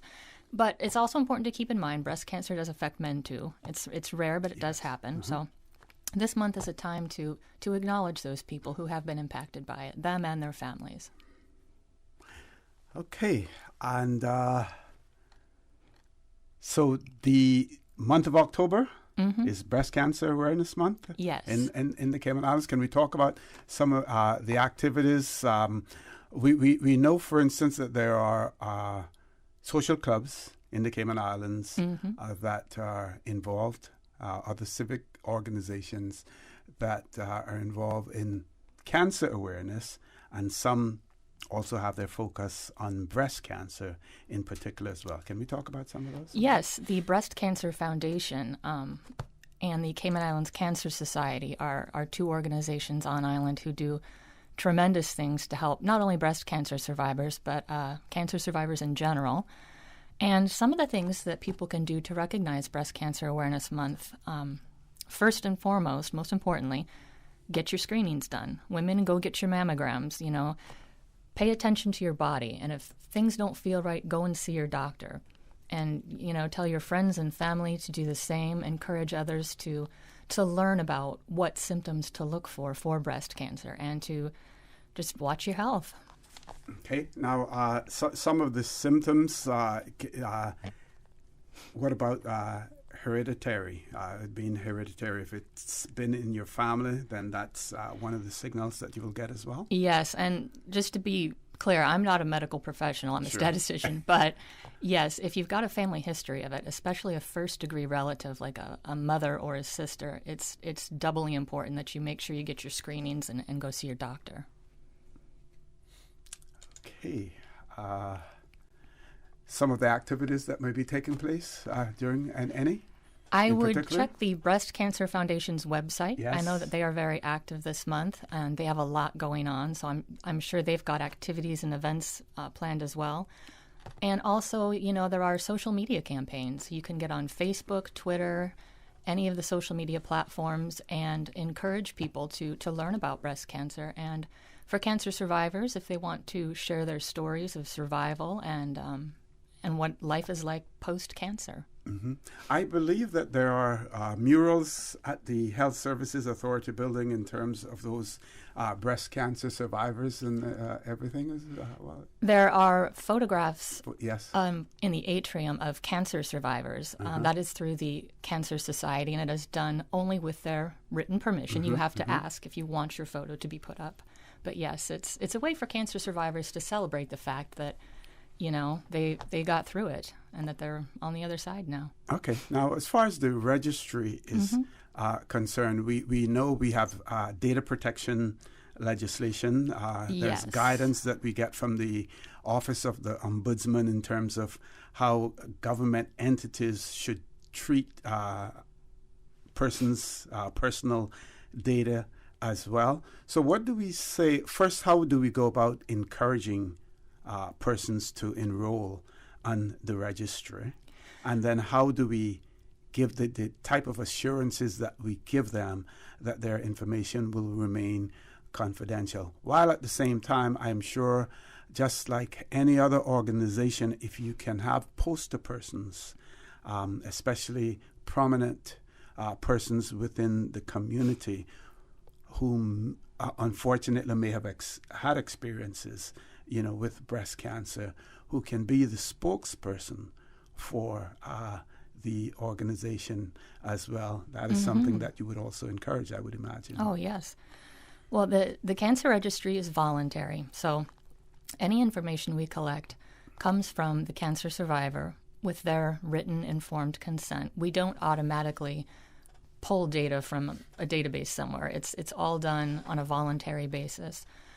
And we encourage people to do that when they go to various cancer organizations or when they go to the hospital, doctors and folks associated with cancer organizations throughout the community will talk to them about this and see if it's something they're interested in. Mm-hmm. And if so, I sit down with them. We go over a one-page form. It's very short. And the information we collect is things that they would just know off the top of their head. We're not asking them to go and get medical records or anything like that. Yes. It's simple demographic information. And once we've collected it, it is all kept completely confidential. The registrar is the only person who sees the information. And we put it in a database called the CanReg 5, which was designed by the World Health Organization specifically for housing cancer surveillance data. And it's all password protected. It is coded. Names are not put into the registry. Mm-hmm. And it is not accessed by anyone outside of our organization. So we're not sharing information with insurance companies or anything like that. Because I know confidentiality is a concern when people are sharing their information. So yes, we take great stride to ensure that it is all kept confidential. Okay. And so how does this information that you collate, how is that helpful in terms of research or just we know, for instance, census has taken place in the Cayman Islands. It's kind of the same thing, yeah. Yes, yeah. Well, it's helpful for medical professionals, researchers, doctors to do more in terms of cancer prevention and management. You know, if you wanted to design a breast cancer prevention strategy or program of some sort, first you want to know how many people are getting breast cancer and what type of breast cancer. Alternatively, you might say if you wanted to build a chemotherapy unit in a hospital, how many doctors do you need? How much medication do you need? In order to know that, you've got to know what types of cancer, how many people, so on and so forth. And it's also useful to see if we have cancer clusters throughout the community. Yes. Are certain areas having a higher rate of diagnosis? And speaking specifically to breast cancer, it's a good way for us to look and see when we should start screening based on how old they are when they're diagnosed. And an interesting little fact here, I was reading that according to the Cleveland Clinic's website, about 5% of breast cancer cases in the United States are in women under 40. So 5% in women under 40 in the U.S. In the cancer registry, we've got a little over 200 cases of breast cancer. And of those 200 cases, 15% are under the age of 40 at diagnosis. So it's an interesting number. It is. So that's kind of why we collect data like this, is so we can look at things like that. Exactly. Okay, the staff here at Radio Cayman has shared with me, and we have the Lions Club of Tropical Gardens and their emphasis on cancer awareness and yeah, that's another very, very helpful organization for anyone who's been diagnosed with breast cancer. Yes. Actually, at the Savannah United Church Hall today, they will be having an awareness meeting. I believe Savannah. They're having several throughout the districts during the month of October, yes. Yes, and tomorrow it will be at the Bodden Town Clinic. And on the 21st, at the Webster Memorial Church Hall as well. So those are some activities that are taking place. Miss Amanda, we're going to take a commercial break. When we return, we're going to continue the conversation with you folks. Please stay tuned. Talk Today. We'll be back shortly. Savannah Pharmacy. Shop local and get a head start on your Christmas shopping. For ladies' handbags, clothes, shoes, fragrance, candles, and cosmetics with the newest Farmhouse Fresh line of skincare. For the gentlemen, clothes, shoes, fragrances, gift sets, and toys and games for the kids. Savannah Pharmacy provides you with more than just prescriptions. Remember, they are always just around the corner with everything your family needs. And convenient opening hours, including Sundays and holidays. Savannah Pharmacy. For more information, call 946-3336. A friendly holiday reminder. You can WhatsApp your Savannah Pharmacy prescription to 929-5045. That's 929-5045. Explore your history. Explore your land.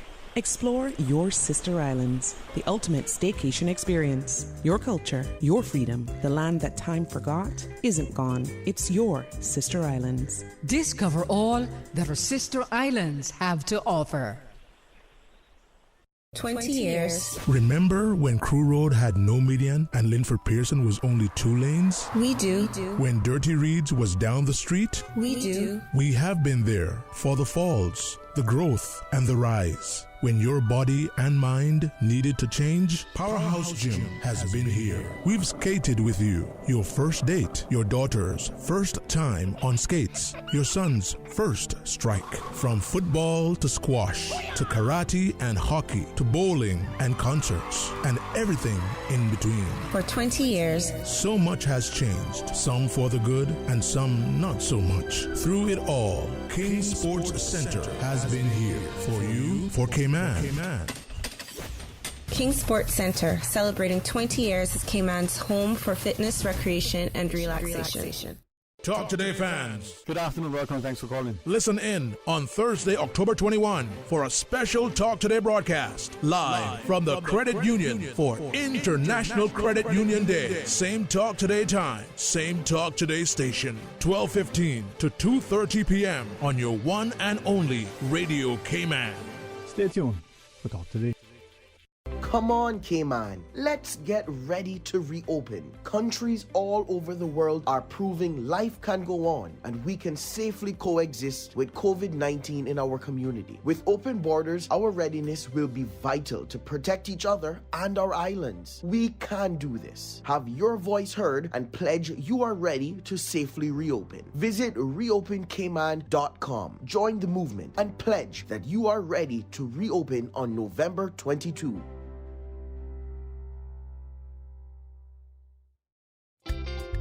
For medical lab services in Cayman, go straight to MedLab. For a full range of medical services, pleasant, clean and comfortable environment, no long lines and affordable fees, visit MedLab at the Smith Road Plaza. Open Monday to Friday, 8:30 a.m. to 5 p.m. and half day on Saturdays. Call 949-7331 to make your appointment. For medical lab services in Cayman, MedLab. Ask our professional team about the benefits of cutting-edge technology with MedLab's new state-of-the-art digital mammogram machine. If you think you might be infected with COVID-19, take these steps to help prevent other people from getting sick. Stay home except to seek medical care. Call your doctor before visiting. Separate yourself from others who live with you. Wear a mask.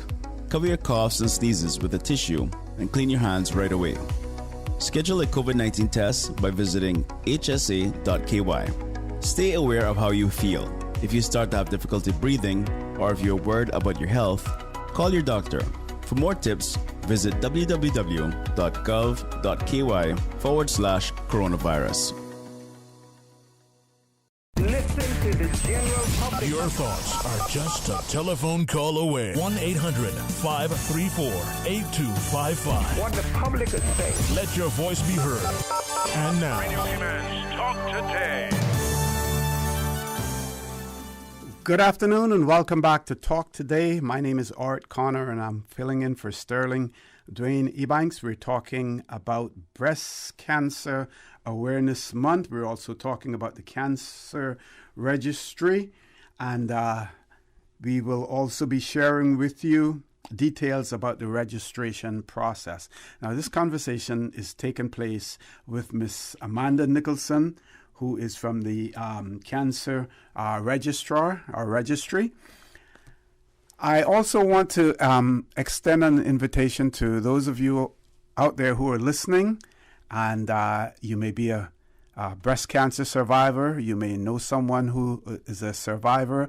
And if you have a testimonial, if you just want to share your experience or share any advice with members of our community, please feel free to do so. Our toll-free number, 1-800-534-8255. You can also call us on 949-8037, 949-6990. WhatsApp us, 925-3261. Miss Amanda will be with us until 2 p.m. So over to you, Miss Amanda. Okay, thank you. Well, I brought in some statistical data from the Cancer Registry. One thing people are usually interested in is to know what kinds of cancer are most commonly reported. And it is important to note that these numbers do not reflect all of the cancer cases in the Cayman Islands. They only reflect those people who have chosen to register with us. So we've got a little over 600 people registered. And of those who have chosen to register, the most commonly reported cancers among men so far are prostate, cancers of the blood, and lung cancer. The most commonly reported cases in women are breast cancer, colon cancer, and ovarian cancer. And breast cancer, since the inception of the registry, has been by far the most reported cancer. I think we've got about 67% of the registrants who are female, so that might be part of the reason we have so much of it. Yes. But of all of the women who have registered with us, 53% of those have reported breast cancer. So we've had a lot of cases reported, and as I mentioned earlier, about 15% of registered cases were in women under 40. 36% were in women between 40 and 49. And I'm sorry, I shouldn't say women, I should say in people, because men do get it too. Yes. 22% between people age 50 to 59, 18% between 60 and 69, and about 9% were in folks 70 and older. Okay. Which is what you would expect to see, except for that 15% who are under 40 years old. That's a little surprising. But. Okay. Now, we know that many advances have been made in terms of the combating cancer, the fight against cancer. And we're now finding that more and more persons survive. Do you have any information in relation to the survival rate in the Cayman Islands? That I don't have. We're not presently doing follow-ups. But yes, you're right. There are so many more advances in cancer detection and treatment now. It's, cancer is a really scary word, but if you catch it early, your chances are really good. And the HSA, speaking about breast cancer, the HSA has a fantastic mammogram machine. It's state of the art. It's the best there is. So, take the time to go in, get checked out, do your screenings, and not just for breast cancer, but we can screen for so many different cancers now: prostate, cervical. So, yeah, there's always hope. There's so much more available now than there was years ago. Mm-hmm. Now we know that many persons, when it comes to their health, they're very private about it. Yes, and yes. We understand that, and we respect that as well. But there are situations where, by you sharing, if you've gone through an experience and sharing that experience with others, you can be so much more helpful in terms of, you don't know how many lives you could have possibly saved, or how much anguish you may have possibly avoided by sharing that information. So do you have any words for those persons who are, or advice for those persons who are maybe apprehensive about sharing their information with others, or sharing it with the registry, even if it's for statistical purposes? Well, and I completely understand that. And, it's not for everyone. But I do think just talking about things like this in general can, for some people, be liberating and freeing to share what you've gone through, and to have someone else, listen to that and respond to it. I think for a lot of people that would be a good thing. And I think that's why we see so many people who are asking about cancer support groups or places where they can share their information. And as far as the registry, I always like to just really stress that it is confidential. Mm-hmm. It's, no one else is going to have your information. We don't even put names in the registry. And it's one way that local cancer survivors within our community can do more in terms of helping us with research and with mitigating this disease within our small island. Mm-hmm. So I would encourage anyone to at least think about it, learn more about it, and then decide what you want to do, if you want to register or not. Are there any jurisdictions where this information, where medical professionals are actually mandated to record it? No, and that's an interesting topic. The reason that we cannot automatically get data from medical professionals, from doctors and hospitals, is because there is no legislation in place which would allow for that. Like in the U.S., for example, cancer registries aren't voluntary. It's every hospital has a registry. The hospital registry reports to a state registry, which then goes to the Center for Disease Control. And then you've got all these really accurate, great statistical information on cancer in the U.S. Mm-hmm. But we don't have legislation in place for that, so we rely on volunteers. And, you know, I just want to take a minute to say how grateful we are to everyone who's registered. We've got well over 600 people now who've all taken just a couple of minutes to do this, and it's just such a huge help. Yes. And do you have an idea in terms of when we first started it? Was it more apprehension at that point in time? Oh, yeah. Oh, for sure.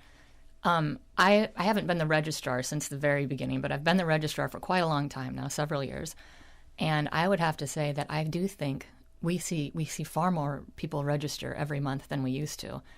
And I've also noticed that when I go to talk to people about the registry, they've already heard of it most of the time. I think we've been around long enough and shared enough information that people have at least some idea of what this is, and I think it's become a little more acceptable. Okay. Again, I'm going to bounce back to this whole thing about the person who may be suffering from it, and they have family members. It may be a disease that is hereditary, so you want to pass it on. I suffer from glaucoma, and my 30-year-old son just went last weekend to have his eyes tested because he was having some challenges. Now, we know that I wasn't aware whether or not my father or anyone in my family suffered from glaucoma. I realized it a little bit late and addressed the situation a little bit late. So at some point in time, I will lose my sight. But because of the fact that I know now that I suffer from it and I'm prepared to share that with my son, he was able to go and get a clean bill of health, and they have told him nothing is wrong at this point in time. You don't have glaucoma or anything like that. But I just use me as an example to show how sharing that information is important. And it is fine for the person who is suffering from it to share it with their relatives, but at the same time, you need to go a step further and ensure that they either get tested or otherwise. What do you say to that? Yeah, I think sharing is how we learn. That's the only way we learn, is through the sharing of information. And like you said, if you share with your family what's happening, it helps them know maybe what to look for in their bodies and in their lives. And sharing information with a registry or any type of research initiative really provides the foundation of information that we need to learn what next steps have to be taken. You know, what kinds of testing should we be doing? When should we be doing it? What results might we expect to see? So yeah, I agree that sharing is definitely a good thing. Okay, Ms. Manda, we want to give you an opportunity for some final comments as well. So any final words you want to leave with our audience? For anyone who is a cancer survivor and who's considering joining the registry, I can help you with that. My phone number is 244-2560. I'll say it once more, 244-2560. Registering only takes a couple of minutes, and it's really easy. It's really fast. The questions are simple, and you will be out the door and on your way, and you've done a big service to cancer research within the Cayman Islands. And your information is strictly confidential. As a matter of fact, you say you don't even necessarily record a name. We ask their name to make sure we don't already have them in there, okay, yeah. But the name does not go into the database. We use an 8-digit coded number.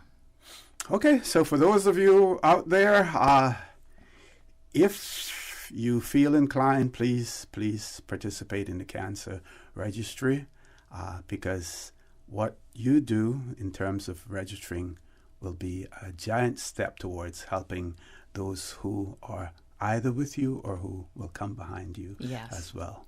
Ms. Amanda, I want to thank you very much, folks. Please stay tuned. We still have another half an hour of talk today, and we will open up the phone lines for you to talk. Now, some of you may want to talk about the cancer registry after Ms. Amanda has left, and we will just simply record the questions or observations that you may have, and we will share them with her as well. Please stay tuned.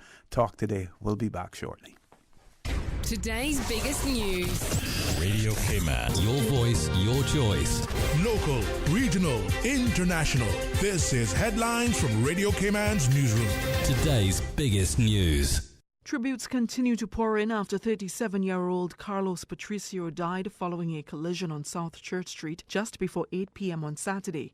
He was from the Philippines, working and living here in the Cayman Islands. Condolences and social media posts sprung up on Monday, including a message from the company where he worked at, Tony's Toys. The two-vehicle collision sent 4 other people into the hospital. They remain in stable condition. Good afternoon, I'm Dion Anglin with your headlines and news elsewhere. A gang which kidnapped a group of missionaries from the United States and Canada in Haiti on Saturday is demanding $1 million in ransom for each of the 17 people it is holding, the Haitian justice ministers told the Wall Street Journal. The gang is notorious for kidnapping groups of people for ransom. The same gang, 400 Mazoa, abducted a group of Catholic clergy in April. The clergy was later released, but it's not clear if a ransom was paid. And a top U.S. college football coach has been fired for refusing to be vaccinated against COVID-19. Washington State University sacked Nick Rolovic, its highest-paid employee, and 4 of his assistants for failing to meet a vaccine mandate. The mandate means all state workers in Washington have to be fully vaccinated against COVID-19 or lose their jobs. That's a wrap of your headlines. I'm Dion Anglin. For the latest in news and information, follow Radio Cayman on social media, Facebook, Instagram, Twitter. Download the Radio Cayman app or log on to our website, radiocayman.gov.ky. Listen to the general public. Your thoughts are just a telephone call away. 1-800-534-8255. What the public is saying. Let your voice be heard. And now, Radio Cayman's Talk Today.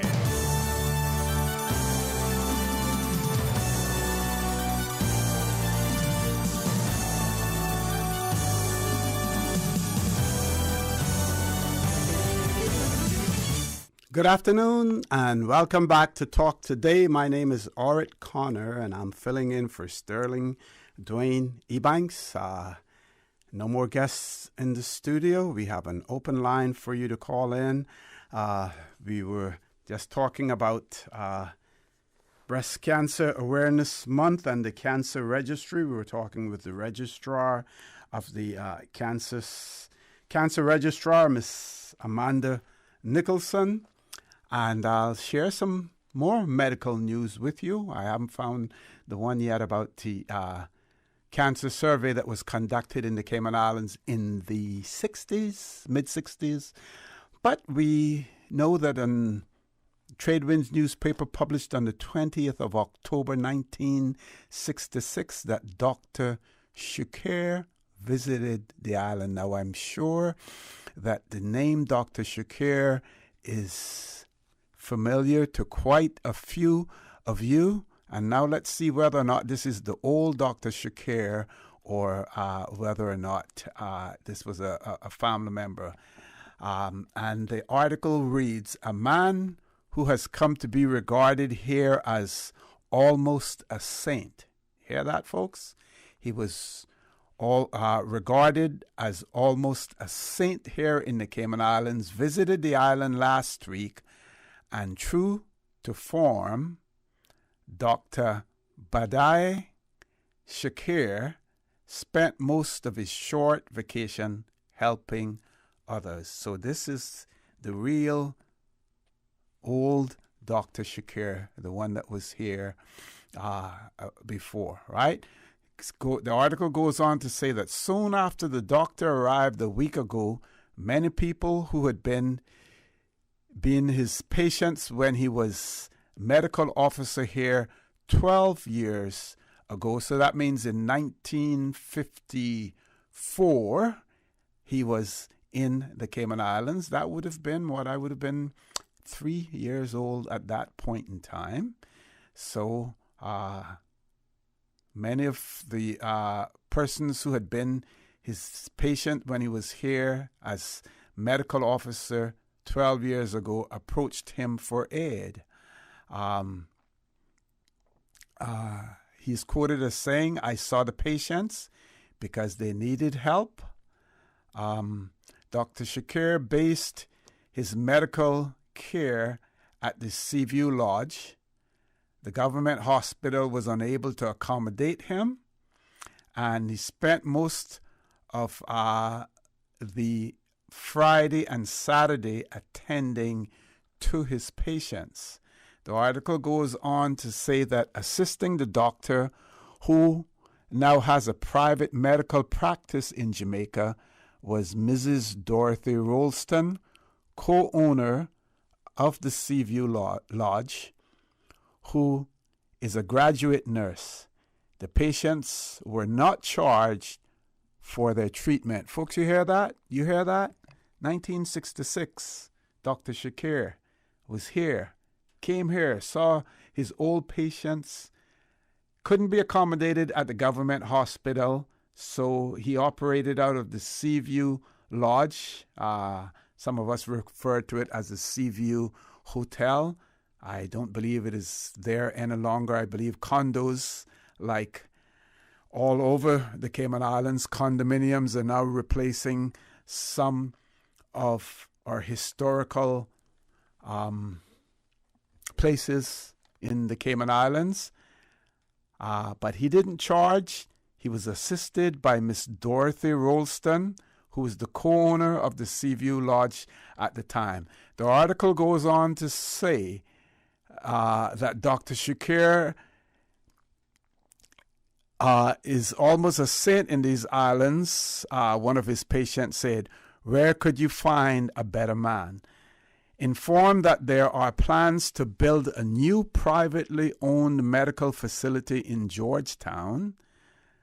That was in 1966. I don't think that ever came about because the first new private medical facility in the Cayman Islands built, I believe, would have been the Christa Tomlinson Hospital, but I stand to be corrected. If I'm wrong in that regard, please let me know. But it says here, informed that there are plans to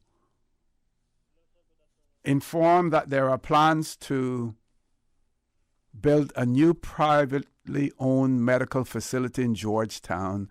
Dr. Shakir said that he did not feel that his answer to the medical situation here is a new hospital, although he admitted the situation could be improved.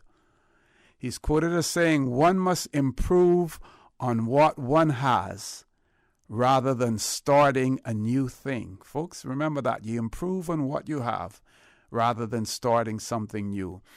And allowing what you already have to deteriorate. So you should improve on it rather than allowing it to deteriorate.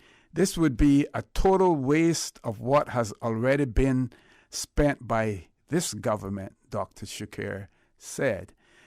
The doctor suggested that the group of businessmen who have announced their plans for a new hospital could improve on the existing medical facility, which is 11 years old.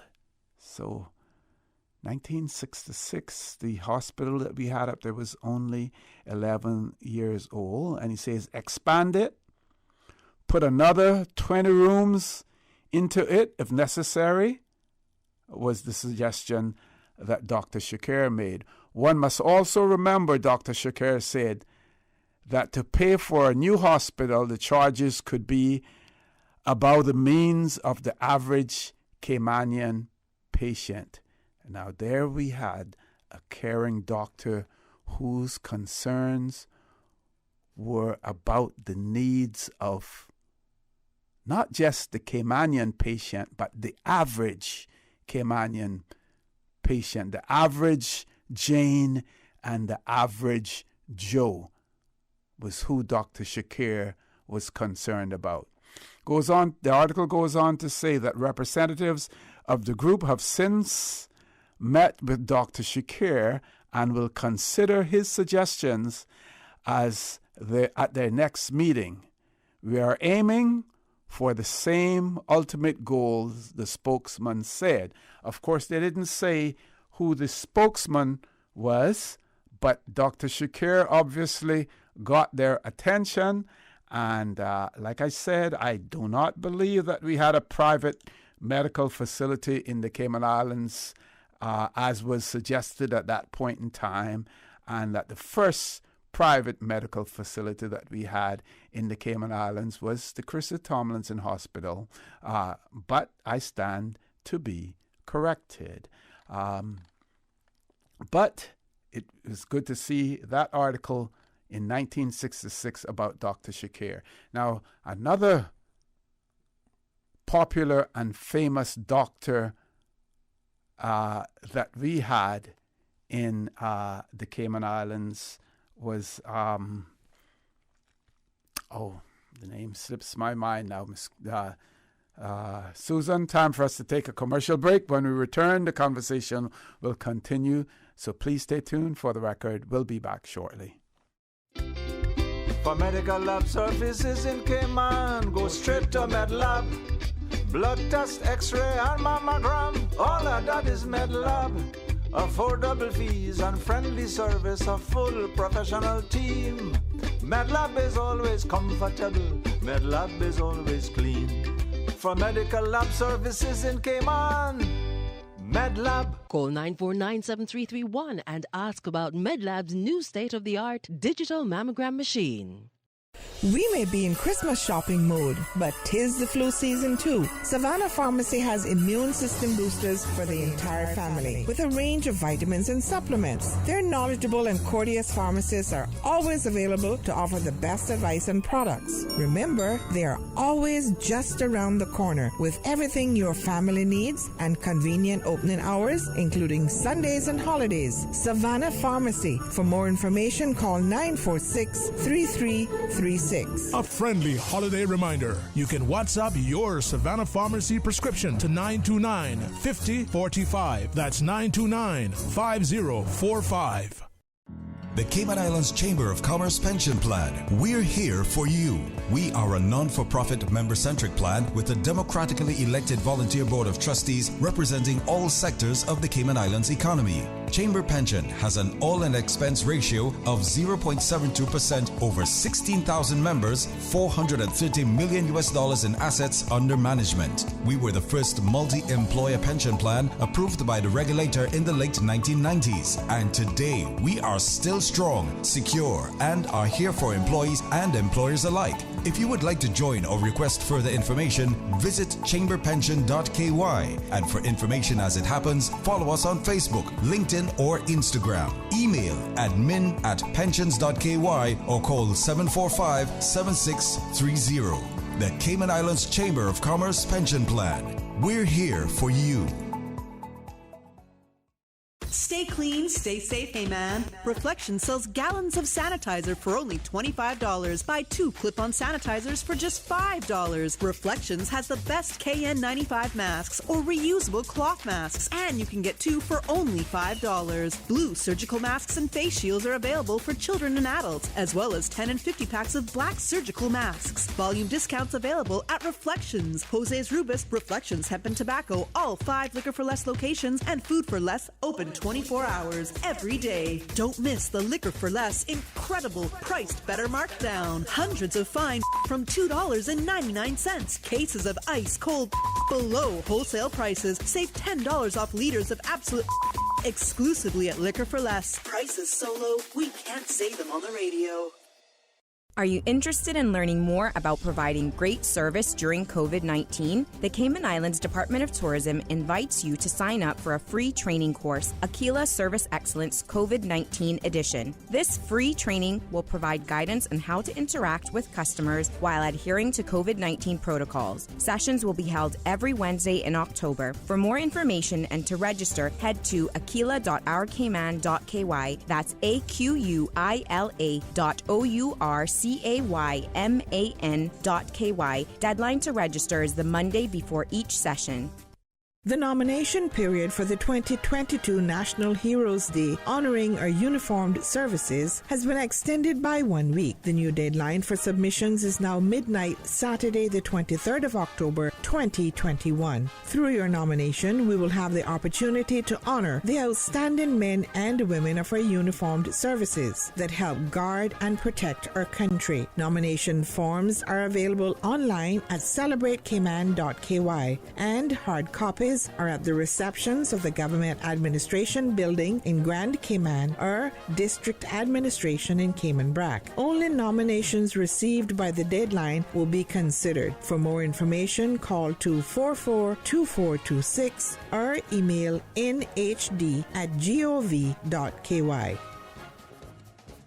Listen to the general public. Your thoughts are just a telephone call away. 1-800-534-8255. What the public is saying. Let your voice be heard. And now, Radio Cayman's Talk Today.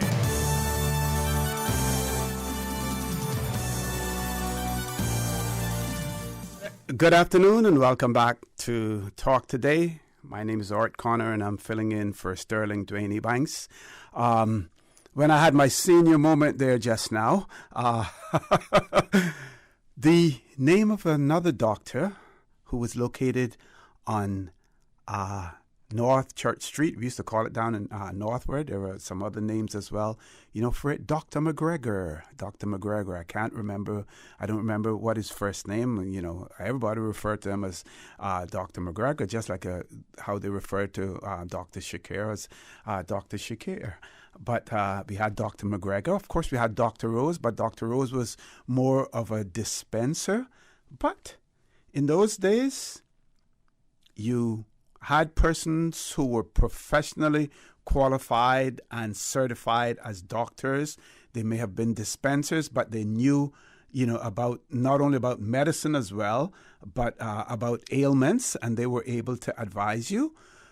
We had one who I'm sure that she didn't go to any sort of medical school whatsoever, but there was a lady called Aunt Beck who made the various bush medicines and things of that nature that many prominent and upper class Caymanians of the day went to get their medicines for particular ailments, some that they didn't want other persons to know that they may have had. And Beck used to do that. But if you want to really get the story about that, you need to talk to persons like Awawa and, others. As a matter of fact, speaking of Awawa, I was talking to a good friend of mine, and he was telling me that he just celebrated a birthday on Friday, and he had Awawa over to his daughter's place, and they had such a huge conversation, and some of the things that he remembered about Rock Hole Awawa was amazed that he remembered so much. But she has a pretty good memory too. She has a pretty good memory as well. So if you want to know more about Beck and her medicines, you can get in touch with Awawa as well. So we had the formal doctors like Dr. Shakir, like Dr. McGregor, Dispenser Rose, and others. But we had our Aunt Beck too. We had our Aunt Beck, as well. And what was it in the Brac? Dr. Lawrence in the Brac as well. So maybe on one of these National Heroes Day, we need to recognize those persons in the medical profession in the Cayman Islands, not now, but those in the past as well. And, we had doctors from the UK like Dr. Husbands and things of that nature. So, we need to, if we want to retain our history, we have to recognize these persons as well. I believe we do have a caller, and I don't know who that caller is, but whoever it is, you got to stay on the phone with me until 2:30. No, I have one article that I wanted to share about because we don't want to leave the Brackers out of this as well. And in the Trade Winds newspaper, the 20th of October, 1966, we had some Brack men who commanded the Chief of National Boat Carriers yacht. They were in command of that yacht, and I want to share that with you if time will allow. Let's go to the phone lines. Caller, good afternoon. Welcome to Talk Today. Yeah, tell them about the raid mole on the other side of the road. Tell them about the Canadian woman who had come down here with her little doctor's bag and her getaway skirt. Tell us about it. Tell us about it. I didn't. Tell them all that. Let's hear it. Let's hear it. She was in about 2 weeks. Early morning, I would think like 8 o'clock in the morning. Dying with back down the other ground. Okay. Raid mole in Georgetown. We don't know that, but I know for certain with 3 holes is down in there was one of them. Going and she used to put the foliage in her doctor's bag, and she spirited her way out and never saw her again. But she came from Canada, I was told by the older folks, but she wasn't from here because she was really pale alabaster. But everybody know about her back. And what about her female? Yes. You don't leave her behind for birthday. Well, drop the names there. Drop the names. Drop them. Hold that down the other side of the road, down in Pimento Village. Okay. So the whole area, that was the baddest place in town next to Shaden. Yes, sir. And we had a midwife, famous midwife in Brack, Miss Petrona as well, I'm told. I didn't know nothing about her. Okay. But then you go from West Bay. Well, we have someone in the studio who was delivered by her. Okay. Living proof. We have living proof here. Okay. Didn't know about her, but I just tuned in, so I don't really know. But I caught that backstory button bang, you know what I mean? As close as you can get. Yep. Okay. But we had plenty. Don't forget that Mrs. Seymour, who was really professionally trained as far as I can understand, but I know she traversed the streets in Georgetown. What was her first name? Babies. Huh? Her first name? Mrs. Seymour, I can't remember. Casilda or something like that. Okay. Miss Seymour, Miss Beamer. Oh, yeah, Miss Seymour, yes, yeah. She was a midwife as well, Miss Rachel and Miss Beeman, Mr. Claudia. Professional and formally trained, I get to understand, in the United States of America. I remember she had they were one of the first persons of color in the Cayman Islands too to have a motor car. Degree? She had a DeSoto. I remember that DeSoto being in the garage. Yeah. So, yes, it does my heart good when I hear all the names being called. Oh, I'm telling you. Nobody can, no, listen to me. They cannot say that it didn't happen. It happened long time ago. Long time. So nobody can take credit for that either. Just them people who were walking on the streets and those doing the community's work. Yeah, and those persons who believe. Go ahead, sorry. I'll have my spiel after. We as Caymanians, all of a sudden, we can't do any community work. The community work that is done in Cayman, which is necessary, by the way, it's all done by foreign persons. Yeah.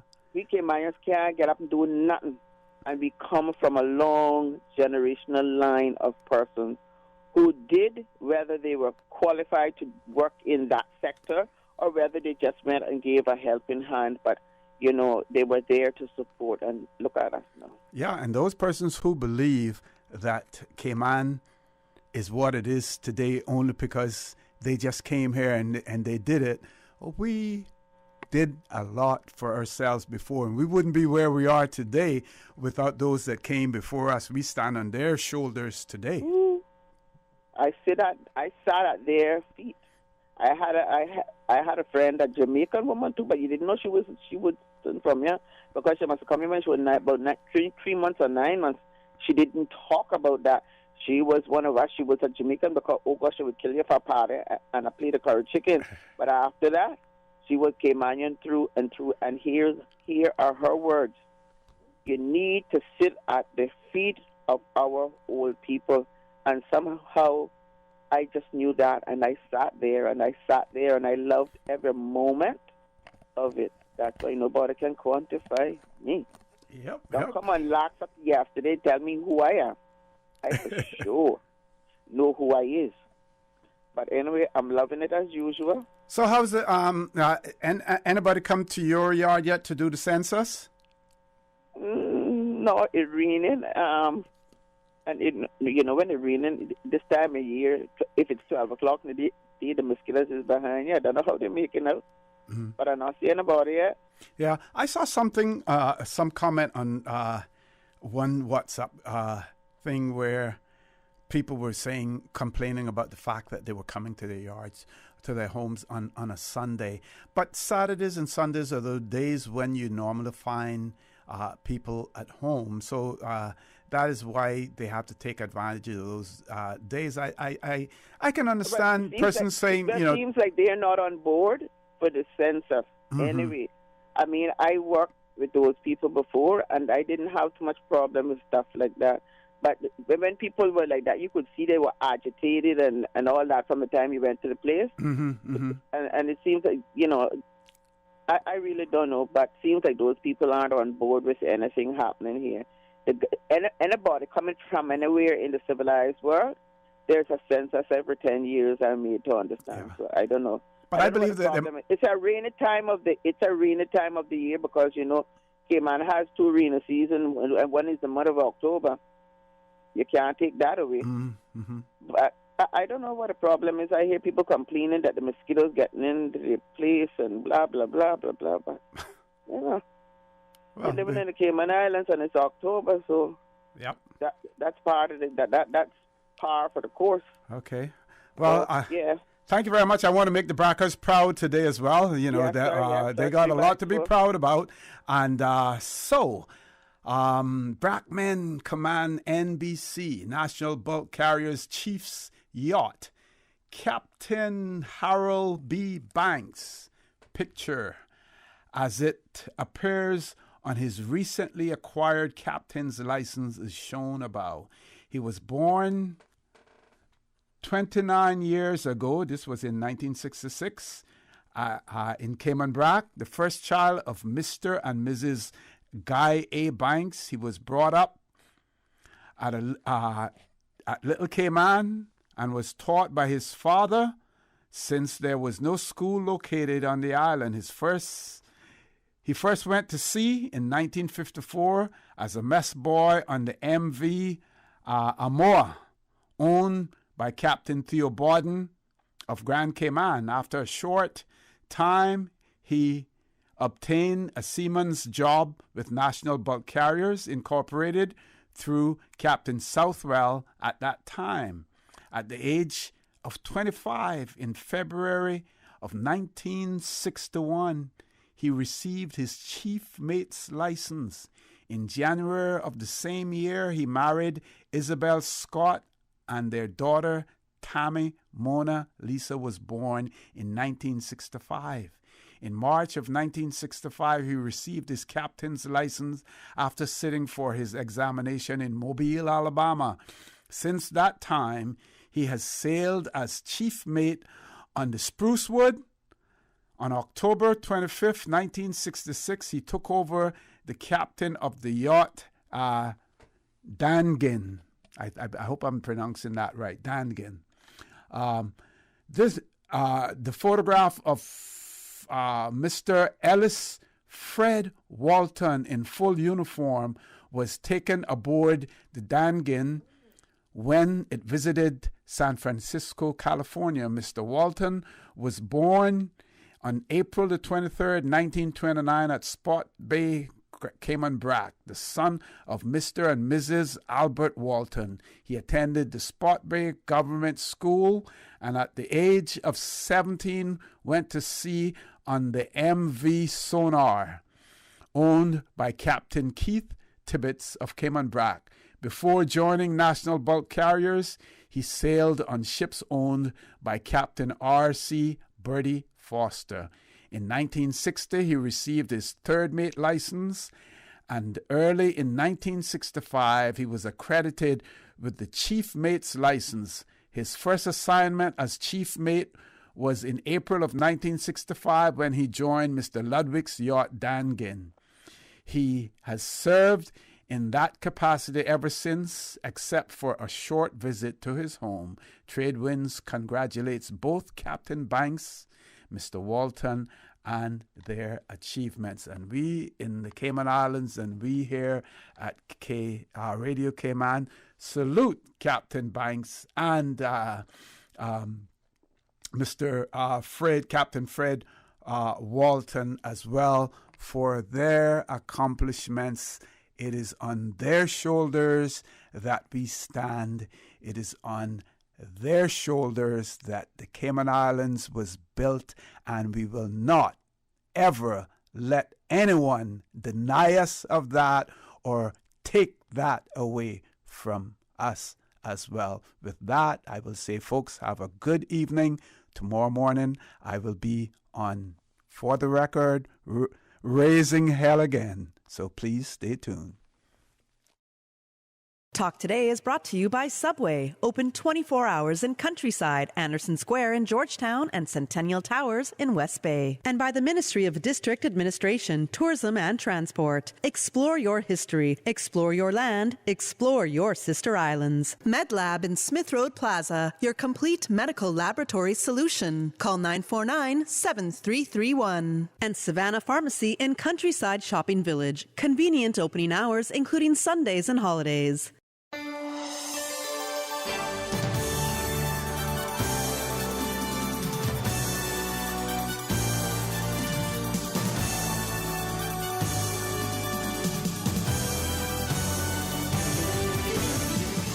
Radio Cayman. The voice. The heart. The soul of the Cayman Islands.